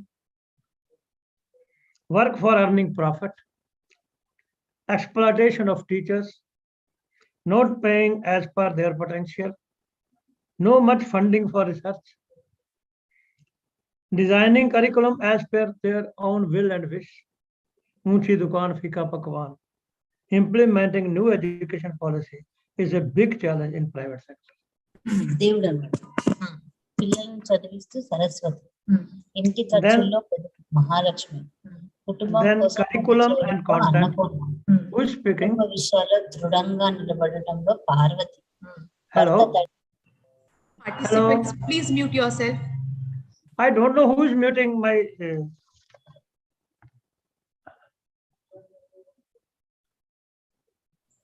You are not muted. Yes, sir. I don't know who mutes my. No, session. sir. Now we can hear you, sir. You are unmute. But I am not shown here. 1 minute. We can hear you, sir. Okay. Now it is okay. Sir, please start. Okay, sir. Yeah. I don't know who mutes my. I am not muting. Someone talks. I listen to that person. Curriculum and content. The challenges is successfully implementing the changes modifying the curriculum in accordance with the national curriculum framework. Also, educators need to rethink the learning content and modify the textbook accordingly. The NAP calls for value-based learning along with significant curriculum and pedagogical changes. These pedagogical changes are tough and need to be re-amended for successful implementation. Now, I'll talk about teacher availability and training. This is also a big challenge. In order to deliver the curriculum effectively, higher education institutions managements need to train the teachers and understand the pedagogical needs to make a smooth transition to the new educational system. Furthermore, they need to shift the focus from teacher-centered learning to student-centered learning to foster collaborative skills, critical thinking, problem solving, and decision-making abilities in the youth. Since teaching is one of the low-paid professions in India, experience learning and concept-oriented teaching of the NOP 2020 will be quite challenging. Then I will talk about technology. The NAP 2020 lays emphasis on leveraging the advantage of technology in making the youth future ready, but developing digital infrastructure such as digital classrooms, audio, video rooms, tools to bring gaps in physical teaching and laboratory infrastructure is a great challenge because the majority of the higher educational institutions don't have a proper setup to support these tools. Also, the cost associated with building digital infrastructure might not be affordable for all higher education institutions across the country. Moreover, in rural areas of the country, where the internet connectivity is the biggest problem, deploying digital learning tools is out of the question. Availability of adequate financial resources. NAP has stated that to realize the goals of the new policy, the country has to raise public spending on education to 6% of GDP. This is daunting task if you consider the past promises and their actual realization. Only 3% of GDP till date has been distributed for this as financial resources. Similarly, in examination structure, the primary purpose of changing the assessment system is to promote continuous tracking of learning outcomes. However, continuous assessment requires teachers and colleges to use innovative evaluation approaches and assignments. These approaches demand technological intervention and active involvement of teachers and students. This is also a big challenge in the new education policy. There are, last but not the least, there can be more challenges, but which I could trace out. That is overhauling the existing regulatory system. The education ministry is in process of bringing out a legislation that would facilitate the setting up of a Higher Education Commission of India in place of existing regulatory bodies, mainly the UGC, AICTE, and National Council for Teachers Education. One has to wait for the new institutional architecture emerging out of legislative initiatives. This is also the biggest problem. Earlier, there were many regulatory bodies, and the government has decided to constitute only one regulatory body, that is Higher Education Commission of India. And when it will be constituted and when NP will start, there is a big challenge. With this is my end of talk. I hope you have enjoyed, and if any question you want to say to me, I'm here. Hello? Hello? Sir. Are you listening? Yes, sir. Yes, sir. Any question? Yeah. From anybody? Yes. Yes, if the participants have any queries, the forum is open.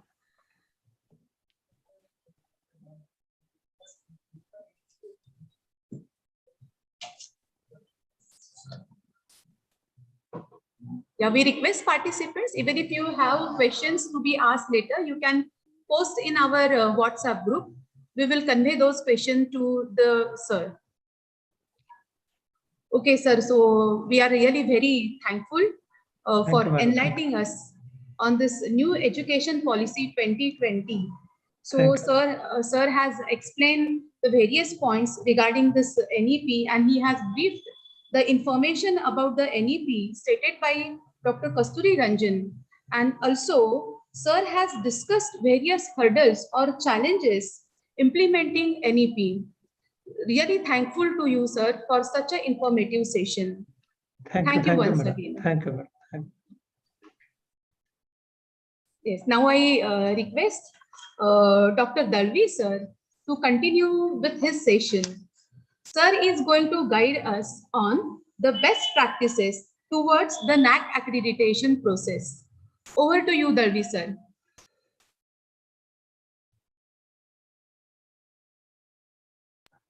Thank you, madam. Am I audible, madam? Yes, sir, you are audible. Is the screen visible, madam? Yes, sir. Yes, sir, screen is visible, sir.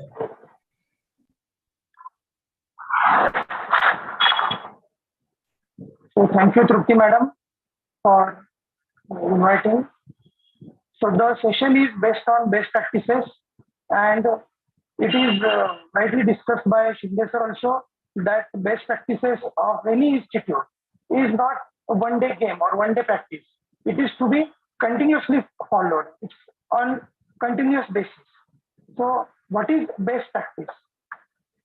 So the best, according to Oxford Dictionary, the best means doing usual things, doing the day-to-day things in the institute in a different way, innovative way, recognizable way, and the beneficial way. That's the dictionary, Oxford Dictionary defines the word best. This is the way of doing work. And the practice which add some creditable value to the institution and to the individual also as a stakeholder, that may be called as best practice. So when we are going for NAAC accreditation or ND accreditation, we should have it's in mind that it should impart some creditable value, and it requires extensive acceptance not only by institute but also groups of students, group of teachers, faculty members, social systems, as an individual also. So it should have acceptance, institutional acceptance. The best practice chooser should have some specific characteristics. So in general, we can define best practice means it's a strategy, institutional strategy defined by an individual or group of workers or faculty members or students to the institution. It may be academic, it may be administrative, it may be structural strategy that will be transformed into best practice. So before defining or before writing in NAAC format, we should think on this, whether the practice that we have defined, is it distinct, is it adding some value to the institute and its stakeholders. In 7.2, the best practices definition and its description is having these kinds of marking schemes: universities, autonomous colleges, and UG and PG affiliated colleges, 30 marks equal for all the categories of educational institutes. Then, what is asked in criteria 7.3 as a best practice? So we have to provide the web link and we have to provide how the institute is different, is distinct in particular strategy, administrative or academic or structural strategy. So the format I'm just describing here in the Excel sheet. So what is expected in best practice and the word count also. The title of best practice should be written in keyword only. It may have maximum 10 words and minimum 5 words. It should not have a paragraph. The title should include only important keywords, 5 to 10 keywords. A sentence is to be formed by combining 5 to 10 keywords. Then the second is objective ask. It is to be written in point wise with 100 words only. So what are the objectives and what are the benefits? Who are the beneficiaries? How they are getting benefited? What targets are achieved from the best practice, and what not to follow, and what is to follow? What is achieved that we should write in the objectives. And whenever we fill in the NAAC form, so we should focus on what is the current practice. We should not focus on the past or previous cycles practice or future practices. It is already included in future scope of the departments as well as institution. So the specific 3 to 4 objectives may be written in 100 words, and the context So what are the challenging issues need to be addressed while designing the or implementing the best practices? What was the need of best practice? How it is implemented, and what is the source of its design? So the best practice birth starts from some problem. So that problem identification and then solution and then challenges may be portrayed in a best practice. And the actual what it is implemented, how it is implemented along with constraint, limitation, and how it is useful in Indian higher education. And it is to be written in 400 words, the body of the best practice format. And then evidence of success, we need to attach the proofs, photographs with geotagging. How means like the good examination strategies. So it may lead to good outcome, improvement in result, or evaluation strategies, or some financial aids, and the winning the competitions like that. So we have to keep the evidence of success along with the comparative benchmark. That will discuss how best practice benchmark is done along with review and results and inferences. So the evidence of success should contain all the proofs, photographs, feedbacks, reviews, results, and inferences from the proper authorities like principal, head of the institution, head of the departments, or outside agencies recognition, international or national level. And the point number 6 is to be written in 150 words. The problems identified. So before initiating or after implementing the problems encountered, that we can write here in 150 words. And resources required to overcome these problems and implementation of the best practice. Notes are optional. Point number 7 to write the best practice, and whether the best practices are adopted from other institutions, and how implementation takes place after adoption. If adopted, we can adopt the best practices from our system concern or parent institution, and we can implement the same. So this may be written in notes in 150 words. Now, benchmarking of the best practice. So it will help the institution and NAAC coordinators or criteria in charges to select the best practices by various kinds of benchmarking. So there are 4 types of benchmarking available.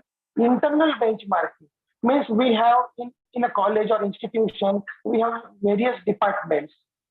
Say for engineering, mechanical, electronics, telecommunication, computer, nowadays AML, IoT. So whether the department is following a particular format or particular best practice, so that may have internal benchmarking. So the particular department follows a particular process with best quality. So it may be absorbed as best practice after internal comparison and may be given in holistic manner to institution. So it's called as internal benchmarking. Department to department variation and the other departments' best practices may be compared with the benchmark department best practice. The second one is functional benchmarking. So it may be a particular function like evaluation or implementation, or some particular function like teaching learning process or attendance evaluation process or student development process. So in any institution, there are various functions related to students, related to faculty members. So this functional benchmarking may be done at teaching level or departmental level. For example, the performance appraisal or performance evaluation or procedures between similar functions. The department may be following the various methods of attendance monitoring. So it may be the function, and the functional benchmarking may be done, and the good benchmark strategy may be converted into best practice with recognition of that particular department. Then competitive benchmarking. So it focuses on direct competitors, like so some events are organized by particular department. So in engineering institutions, so many events are organized, technical events, then general events, cultural events also. So there must be some performance indicators. For example, faculty appraisal or faculty performance or student performance, and the competitive targets or competitive achievements. For example, COPO calculation, PEO calculation, and the target setting. So it may have different strategies varying from different department to department. So it may have again like competitive benchmarking. So particular department is following the target setting in COPO calculation. So we can have the competitive benchmarking in that aspect. The another one is generic benchmarking. So in generic benchmarking, the external benchmarking with our sister concern institution or parent institution or competitive institutions or similar institutions may be adopted as best in class practice. But when we are adopting the best practice from the particular institution, we should focus on our resources and limitations. So it is a kind of external benchmarking. So this benchmarking process may be adopted, may be followed. Then how a coordinator or how an institute can identify the best practices. So the best practice we just discussed, there are various benchmarking processes. In that benchmarking, in that various kinds of benchmarking, we can see whether the process or function is dynamic or revised or revisited or recalculated on day-to-day periodic basis. So what is the frequency that best practice, and how the best practice is or it's just stagnant, or no revision of that practice is taking place. So for example, the lab development process. So lab development process, so how many revisions of lab manual are prepared, and whether the lab manuals or whether the lab equipments or any other kind of scientific measurements are included in particular lab, and it is followed as best practice, and it is included and it is documented properly. So it may be one part to identify the best practice. Recognize the diversity and cultural and historical context. So we can have the past performance, we can have the historical data and departmental involvement in a particular function, and it may be adopted after proper recognition as a best practice. It should not lead to dominance of one specific view or approach. So the best practice should be all inclusive nature. Then otherwise it will be monopolistic nature of best practice.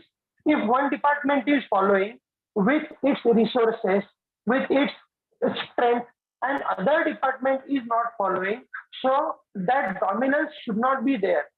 There should be all-inclusive approach and proper support, technical and non-technical support. The documentation support will be given to the lagging department, and it's a holistic approach. So this should be identified. This should be focused while identifying the best practices.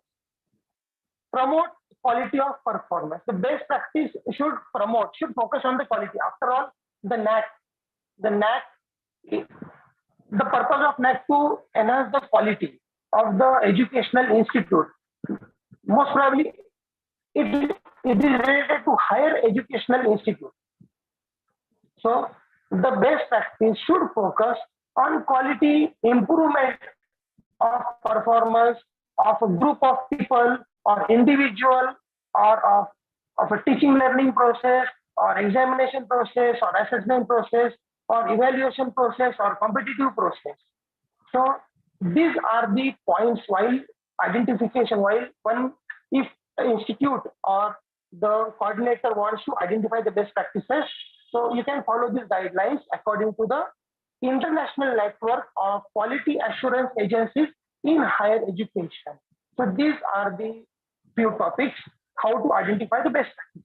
The next one, after identification, see, once the cycle is over, the NAAC audit is over, the NAAC process is over, then the best practices may be overlooked. So the sustenance is not observed of the best practices. So after implementation, it's the responsibility of institute as well as the department of institution that the best practice will be sustained till next visit of the NAAC or next cycle. Or in the same best practice, some innovation or modification may be adopted and the best practice will be redefined. So sustainability, so to sustain the best practice, the institution management support is required because it depends on various parameters like institutional factors according to the international quality assessment measures, the culture of the institution, whether it's sustained. The best practice is to be sustained. It depends on culture, organization culture, how organization extends its support, the existing practice, or reject the new practice or adopt the new practice. So it 100% depends on the institution support or the department support or management support, or the existing practice may be scrapped and the new practice may be introduced. Then commitment, management commitment to the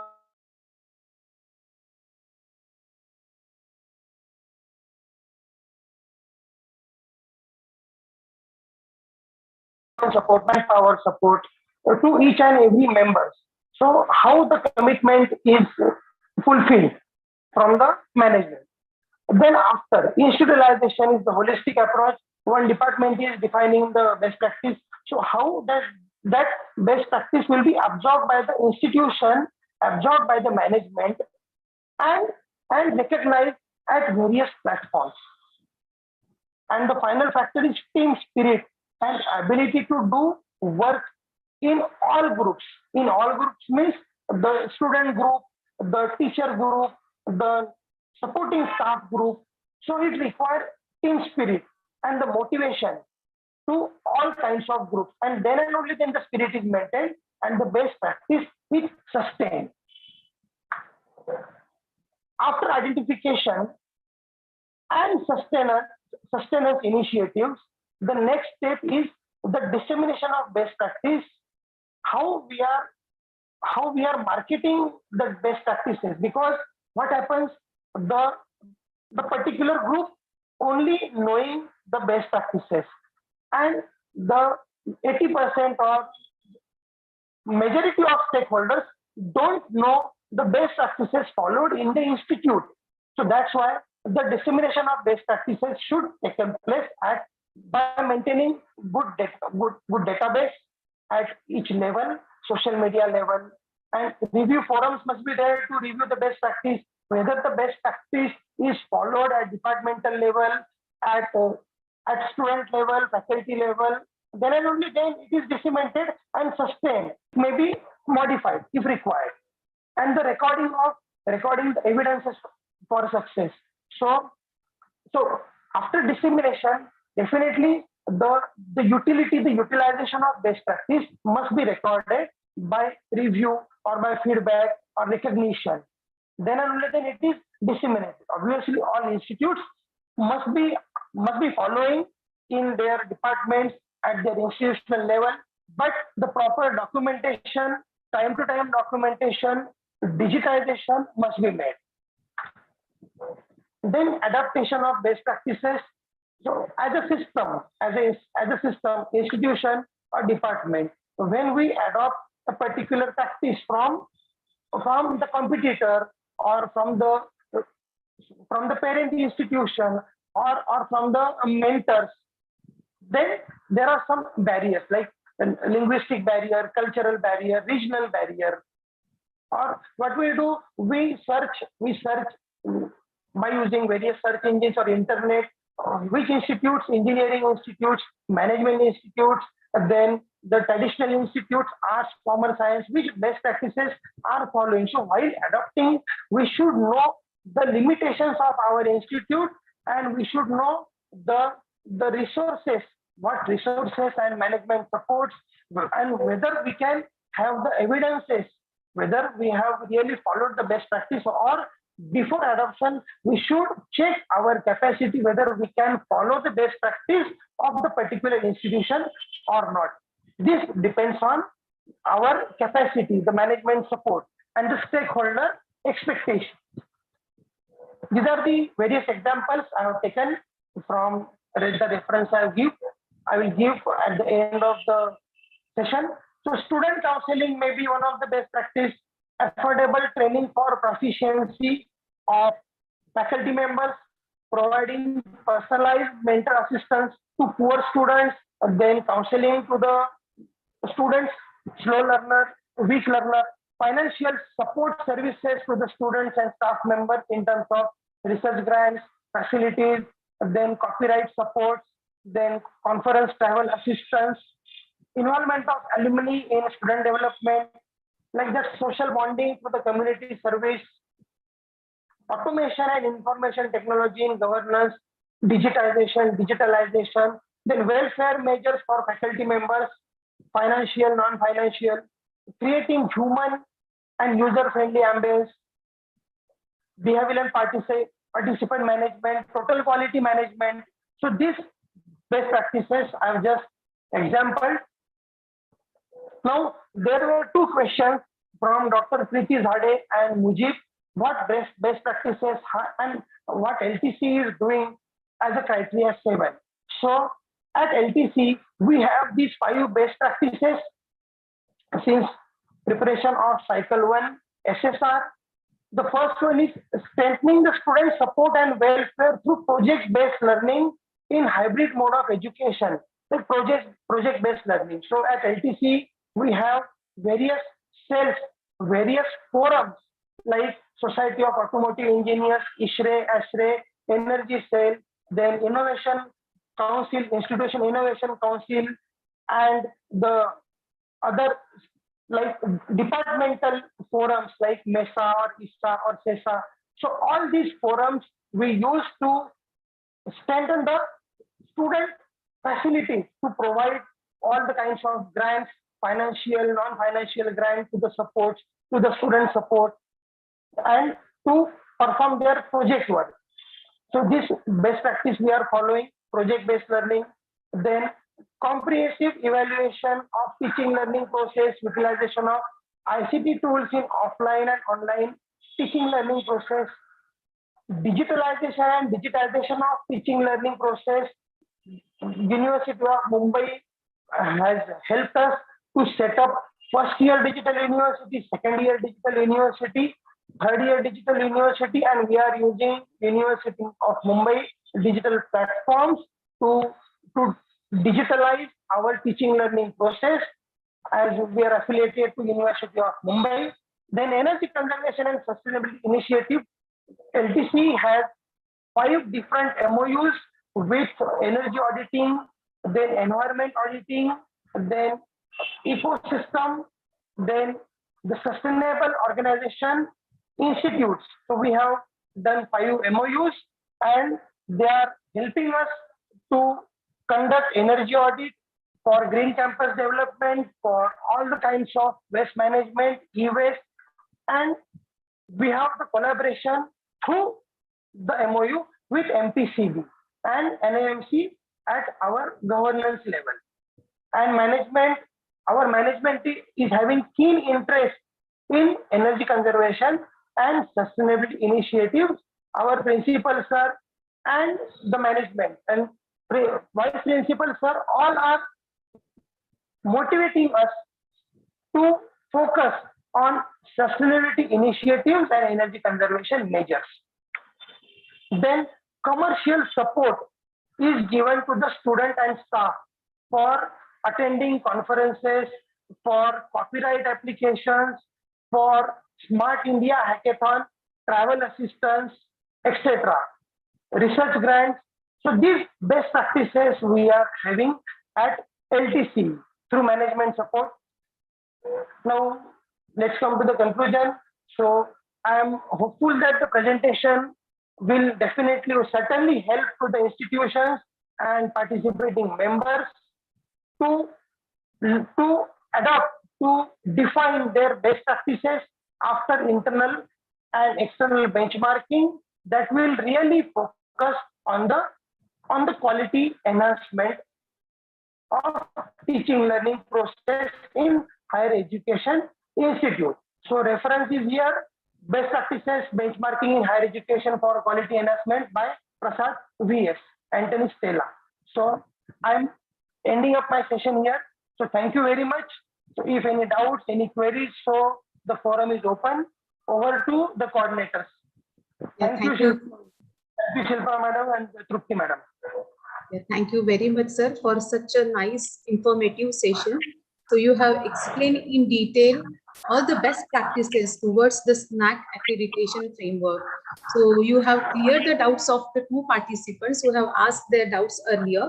So may I request now other participants, if they are having any queries, so they can ask now. The forum is open for you.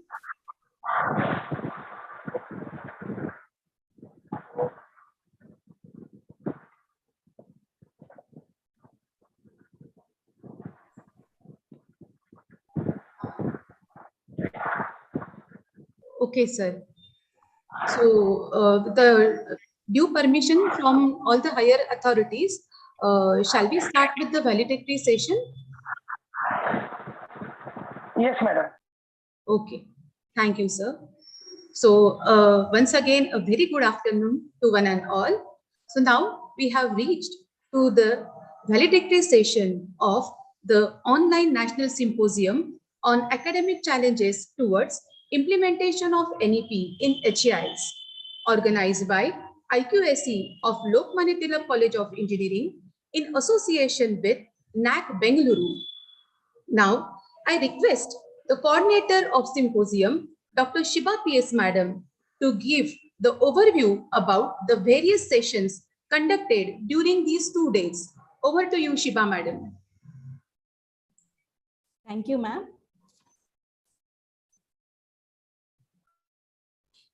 Am I audible? Yes, Madam, you are audible. Okay, thank you. Good afternoon to all of you. So it is my honor to present the brief overview of the symposium in front of you.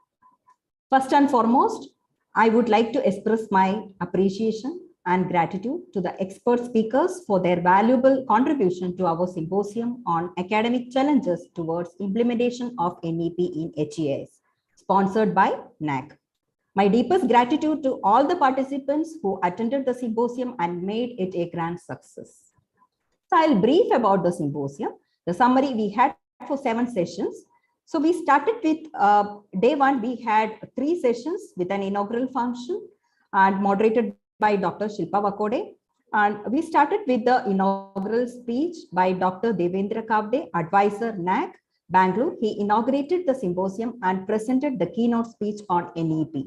He elaborated on the importance of NEP in the current educational system. In second session, that is the second point was for the session 1, we were having the expert speaker, Dr. Sheila Rai, who is the chairperson of Indian Policy Foundation, New Delhi, who presented an enlightening session on the implementation of national education policy, identifying challenges and moving towards solution. The session was very informative in terms of understanding various policies of NEP. And in the second session was on the topic academic challenges towards implementation of NEP in HEIs by the expert speaker, Dr. Milind Pandey, Pro Vice Chancellor, MIT WPU, Pune.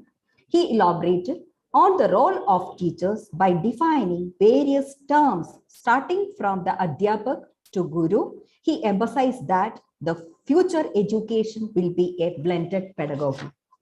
Then we had on section 3, Dr. Vivek Nanuti Director LTJS's Priyadarshini Group of Institutions, Nagpur. He started his session with the history of NAP process and emphasized on the digitalization and students' 360-degree development. He encouraged the faculty members to develop e-content and take advantage of the technology. Day 2 comprised of 4 sessions moderated by Tripti Harahare ma'am, and session 4 started with the expert lecture by Dr. Suhasini Arya on the topic Teachers' Opportunity in National Education Policy. She elaborated on increasing the quality of student education and focused on pedagogy for school and higher education. She emphasized on the challenges in implementation of NAP, like financial constraints, then teachers training, development of e-content, expenditure on professional development program, mindset of management, teachers, students, and parents. The section 5 started with the expert lecture by Dr. Vivek Sunapawar, Principal, Lokmanya Tilak College of Engineering, on the topic Research and Innovation in Light of NAP 2020. Sir enlightened on the role of ancient heritage and Indian knowledge on the formation of education policy.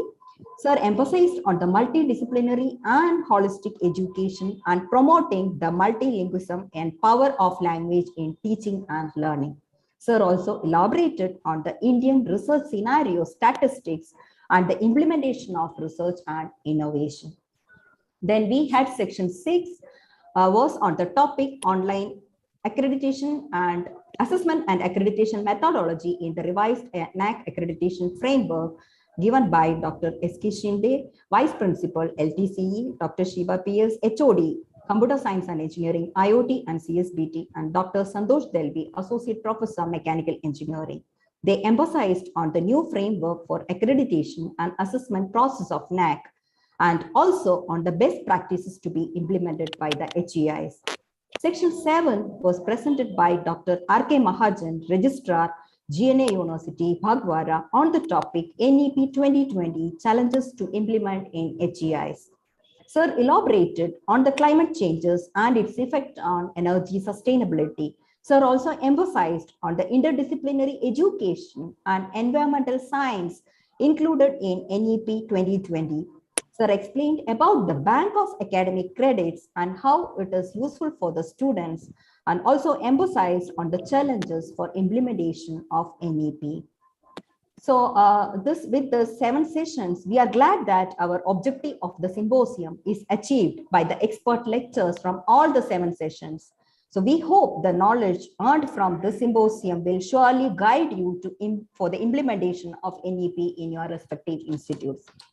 Before winding up, I would like to express my sincere gratitude to the management, Principal Dr. Vivek Sunapawar and Vice Principal Dr. Subhash Shinde for giving me this opportunity. I am also thankful to Dr. Subhash Shinde and Dr. Santosh Delvi for coordinating along with me for this symposium. My sincere gratitude to the entire symposium committee members for their support in organizing this event. And thank you all the participants for your patience and sincere participation. So with this, I am winding up my words. Thank you all. Over to you, Tripti ma'am. Yeah, thank you very much, madam, for briefing precisely all the sessions conducted in these 2 days. Thank you once again, madam. Now, the feedback from the participants is always very important for any organizer to understand the outcome of all the sessions and the improvements if needed. So may I request participants to come forward to give the feedback. 4, 5, 6 Yes, the participants who want to give the feedback can raise their hands.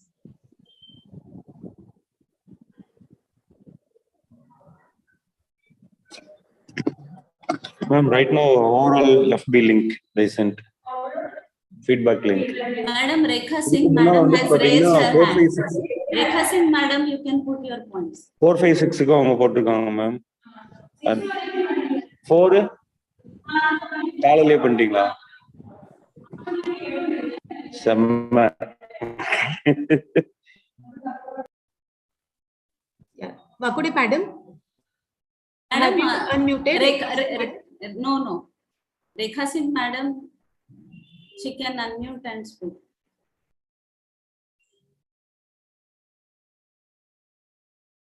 May I request Rekha Madam to give a feedback?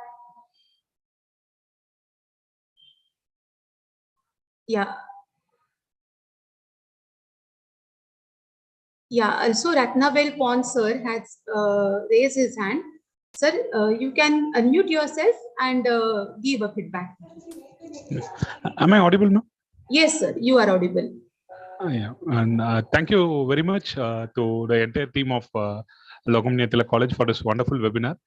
First things first, I think your scheduling was very easy. There were 6 sessions, and the 6 sessions were, I think, well placed, and all the 6 sessions were good enough. And the timings of the program was also, I think, when you go for online FTPs, sometimes we get the timings wrong. The timings were really very good. And almost all the speakers, I think they stuck to their time, or they finished well ahead of their time. And unfortunately, they couldn't. The speakers were so good that there were times that we couldn't have any questions to ask to them. They were so lucid in their presentations, and the schedule as well as the subsessions were well thought out.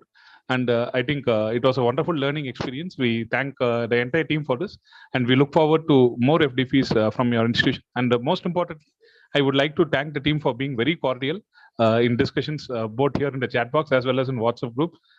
You understood our difficulties, and you were very cordial. We are very thankful, ma'am. We learned a lot of things, and amidst the thing, we also learned how to organize an FDP online very well. Thank you.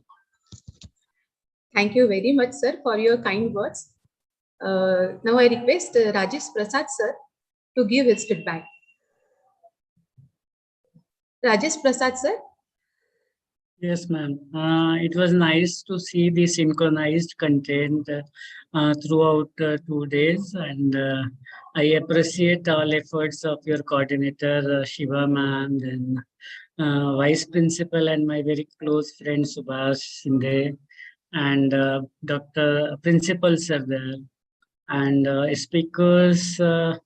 On first day, they were very informative. Second day, practically, we were finding out what actual challenges, and we were rather, I was very, very putting myself into the shoes of speakers and finding out all relevant materials into their presentation. So it was really a very comprehensive and informative session. And hopefully the people who have requested for PPT, I think those PPT should be shared by the organizers, and most of the things are available also. Those who have really worked on NBA and NAAC and NEP, those. And one more thing, one speaker yesterday said about 66 pages. I think I don't recollect his name, but I shared immediately on that group that 66 pages. That was that was really a very beautiful and very thoughtful opinion from that speaker. And I immediately went through that PDF, and I like to share that particular 66 pages PDF with all the participants. So thanks to all the organizers, a special thanks to Subhash Shinde sir for this very beautiful initiative. And I hope this will help all participants who are working either on top level or bottom levels, or for all level, this will be a very helpful workshop. Thank you, everyone. Thank you, sir. Thank you for your kind Thank you, words. Subhash ji. Thank you. Kaise ho? Bas badhiya, sir. Nice to see you. Thank you very much, sir. Thank you. Thank you so much, Rajesh Prasad sir, for your kind words. So definitely the PPTs will be shared to you soon. So may I request some other participants to give their feedbacks.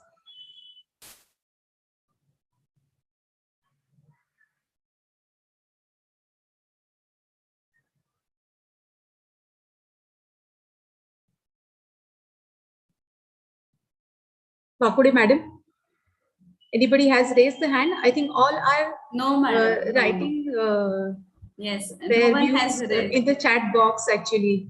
Yes, but if anyone wants to share anything throughout the process of 2 days symposium, they can please share their feelings with.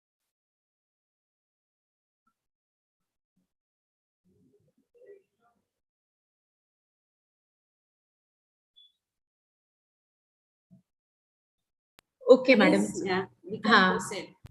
Okay. Okay, so all are writing their views in chat box. Thank you all. Thank you very much. So, Madam, I'm audible. Yeah, yes, sir. This is Dr. Mujib Tamboli from Kalsegar Technical Campus, Panvel. Okay. Hello. Yes, sir, you are audible, sir. So, actually, I was a little busy yesterday and today also, but still, I found my time to attend almost all the sessions. Some sessions I might have missed midway. But even though whatever I attended, madam, it was really a fruitful and very effective sessions. And recently, I have taken over as the IQAC coordinator of my institute. So I was really looking forward for symposium or online webinars like this. And this was an opportunity for me, and you really took me in the right direction. So thank you very much for giving us this kind of symposium sponsored by NAAC, and hope in future also you'll not let us down and give these opportunities to attend and participate positively in these types of webinars and symposiums. Thank you very much. Yeah, thank you very much, sir, for your kind words. I hope you must have benefited with this symposium. Thank you, sir. Any other participant want to share their views?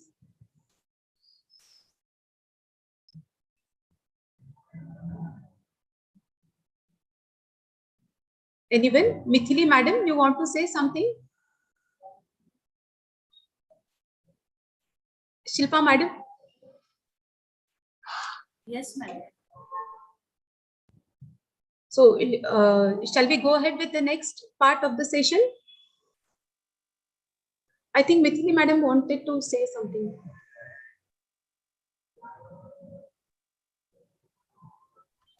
If no more queries, we can go with the next session. Yeah. Yes, ma'am. Okay. Okay. So now I request the convener of the symposium, Principal Sir, Dr. Vivek Sunupar Sir, to say a few words. Thank you very much, madam. I think when this idea of conducting this symposium was floated, I think we were not very sure about the how to organize, and then because though we had conducted in past some events of this nature, but conducting something on a national level and wherein participants from across the country participating and drawing various experts and all. So I still remember then when the event was, when the planning started. But now I'm very happy and proud that the entire team, Dr. Shiba and Dr. Dalvi and Dr. Subhash Shinde, and the each one of the team individually, they have really contributed immensely, huge contribution. The participants saying that it was meticulously planned and each and every activity really went as per the schedule. There was no deviation as such. And I think there were speakers who provided insights into this national education policy and NAAC and all that. And what I could see was very, very enthusiastic participation from all the delegates who were, I could see that number always, 150 plus, and they were very interactive and they participated with all queries and questions, and they wanted to, were very keen to learn from this particular event. And really I appreciate and acknowledge and thank NAAC for coming up with this idea of conducting such types of symposia. So thank you one and all participants, and our own team. Each one, I might have not taken names of all, but I mean it that you did an excellent job. So we are really proud of each one of you. Thank you. Thank you very much. Thank you, sir. Thank you very much, sir, for your kind words. Now I request Coordinator and Vice Principal, Dr. Subhash Sidde, sir, to give concluding remarks. Over to you, sir. Thank you, ma'am. Ma'am, I'm audible? Yes, sir, you are audible. Respected Principal, Dr. Vivek Sunnapawar, sir, all my colleagues from throughout India who has shown the interest and attending the 2 days webinar. Before concluding, first I would thanks the NAAC organization who sponsored this event to arrange the webinars onto the National Education Policy and how this NAP is implemented for the Higher Education Institute. Special thanks to the Dr. Kavade sir, because they always guide, they are always proactively come forward to help to the people. In the same, they helps to us. Because of them, we got such of the good speakers, and they light onto the new education policy. Also, I thanks management who always encourage as well as support to organize such type of the event, and always the blessing of our principal. They motivate to us also be the part of the team to organize such type of the events. And special thanks to the Dr. Dalvi, Dr. Shiba ma'am, who come into that the idea that why not we organize such type of the webinars, which is the need of the requirement for the higher education institutes. Special thanks to them, as well as thanks to my team members who work into the background, but because of their coordinations, because of their sincerity, so whole timing match and whole coordination is the possible. And I'm proud of this all the team. So they're the sincere efforts because of this event success. And the last but not least, thanks to all the participants. Because of you, only this event is grand success.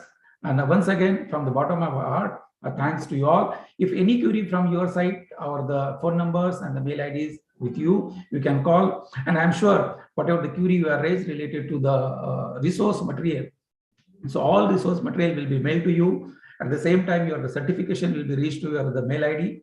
If any doubt or any query from your side, free to ask, you can contact me or ma'am or the Dalvi sir, or you can contact to any coordinators.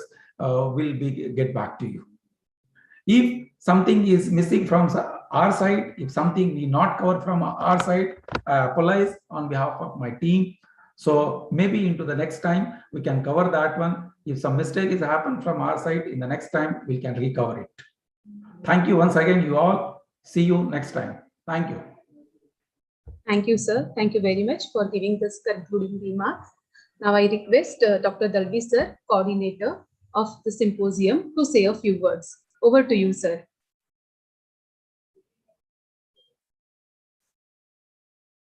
Madam, am I audible? Yes, sir. Yes, sir. You are audible, sir. Thank you, madam. So first of all, I am very thankful to our principal Vice Principal when we floated the idea of organizing seminar with Shiba Madam. So immediately they provided the academic support, administrative support, and infrastructural support. So we are really thankful to Principal, Vice Principal, and management for supporting us at all levels.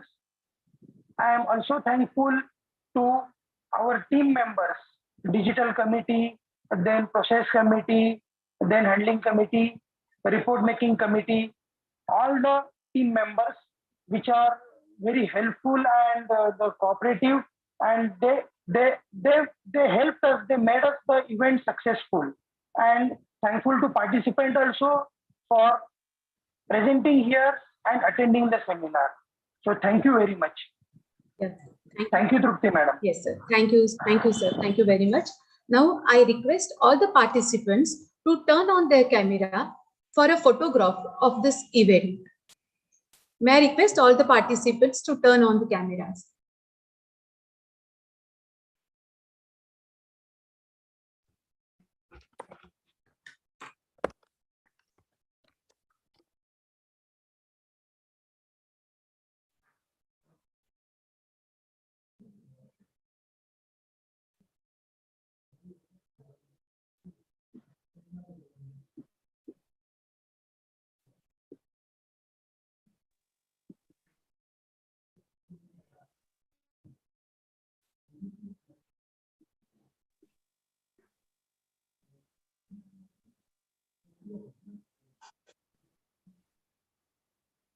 It's done, madam. Thank you. Yeah, thank you, Shilpa madam. So one more thing is that please note that the overall feedback link is shared in a Meet. So please fill the feedback at the earliest.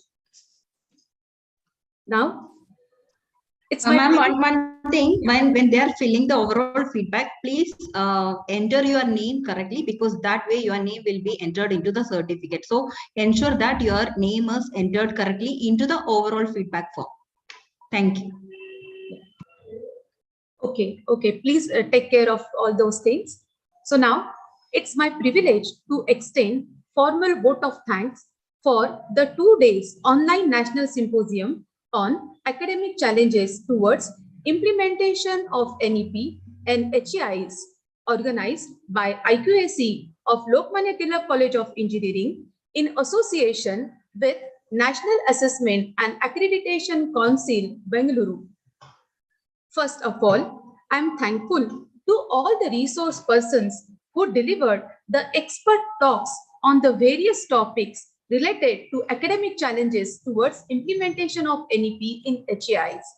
All the sessions were very much informative and excellent, and I'm sure that all the participants will be benefited from all of them.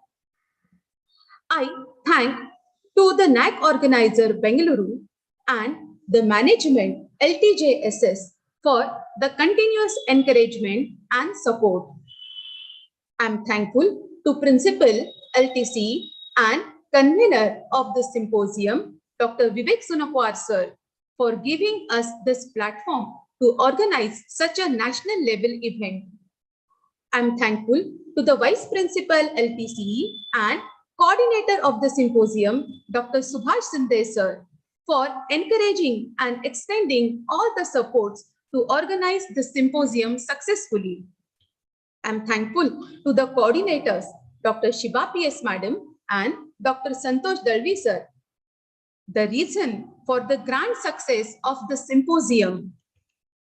I am thankful to entire LTCE NAAC symposium team for working hard to make this event a grand success.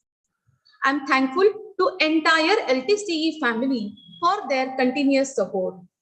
Last but not the least, I am thankful to all the participants for attending all the sessions patiently, giving feedback for each and every session, and thus making the symposium a grand success.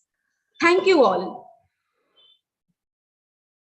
So, with the due permission from the higher authority, may I declare that this 2 days online national symposium have come to an end. Thank you, Tripti ma'am and Shilpa Vakode ma'am for moderating the session. And thank you, everyone. Yeah, you can call it as a session is over. Just a moment, ma'am. One instruction for participants. Participants, you will get your certificates either in a day or two. Please be patient. Immediately, few participants may receive immediately, but after 100, the certificates you will be receiving in a day or two. So be patient. That's it. Thank you all. Thanks again. Thank you each and everyone. Thank you. Thank you once again. Thank you, sir. Thank you all. madam. Thank you all. Yeah. Thank you. Thank you. Thank you, all of you.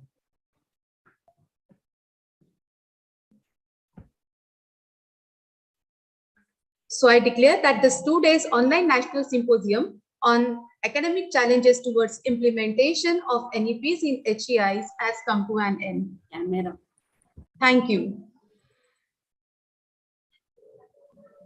Yes, 1 minute.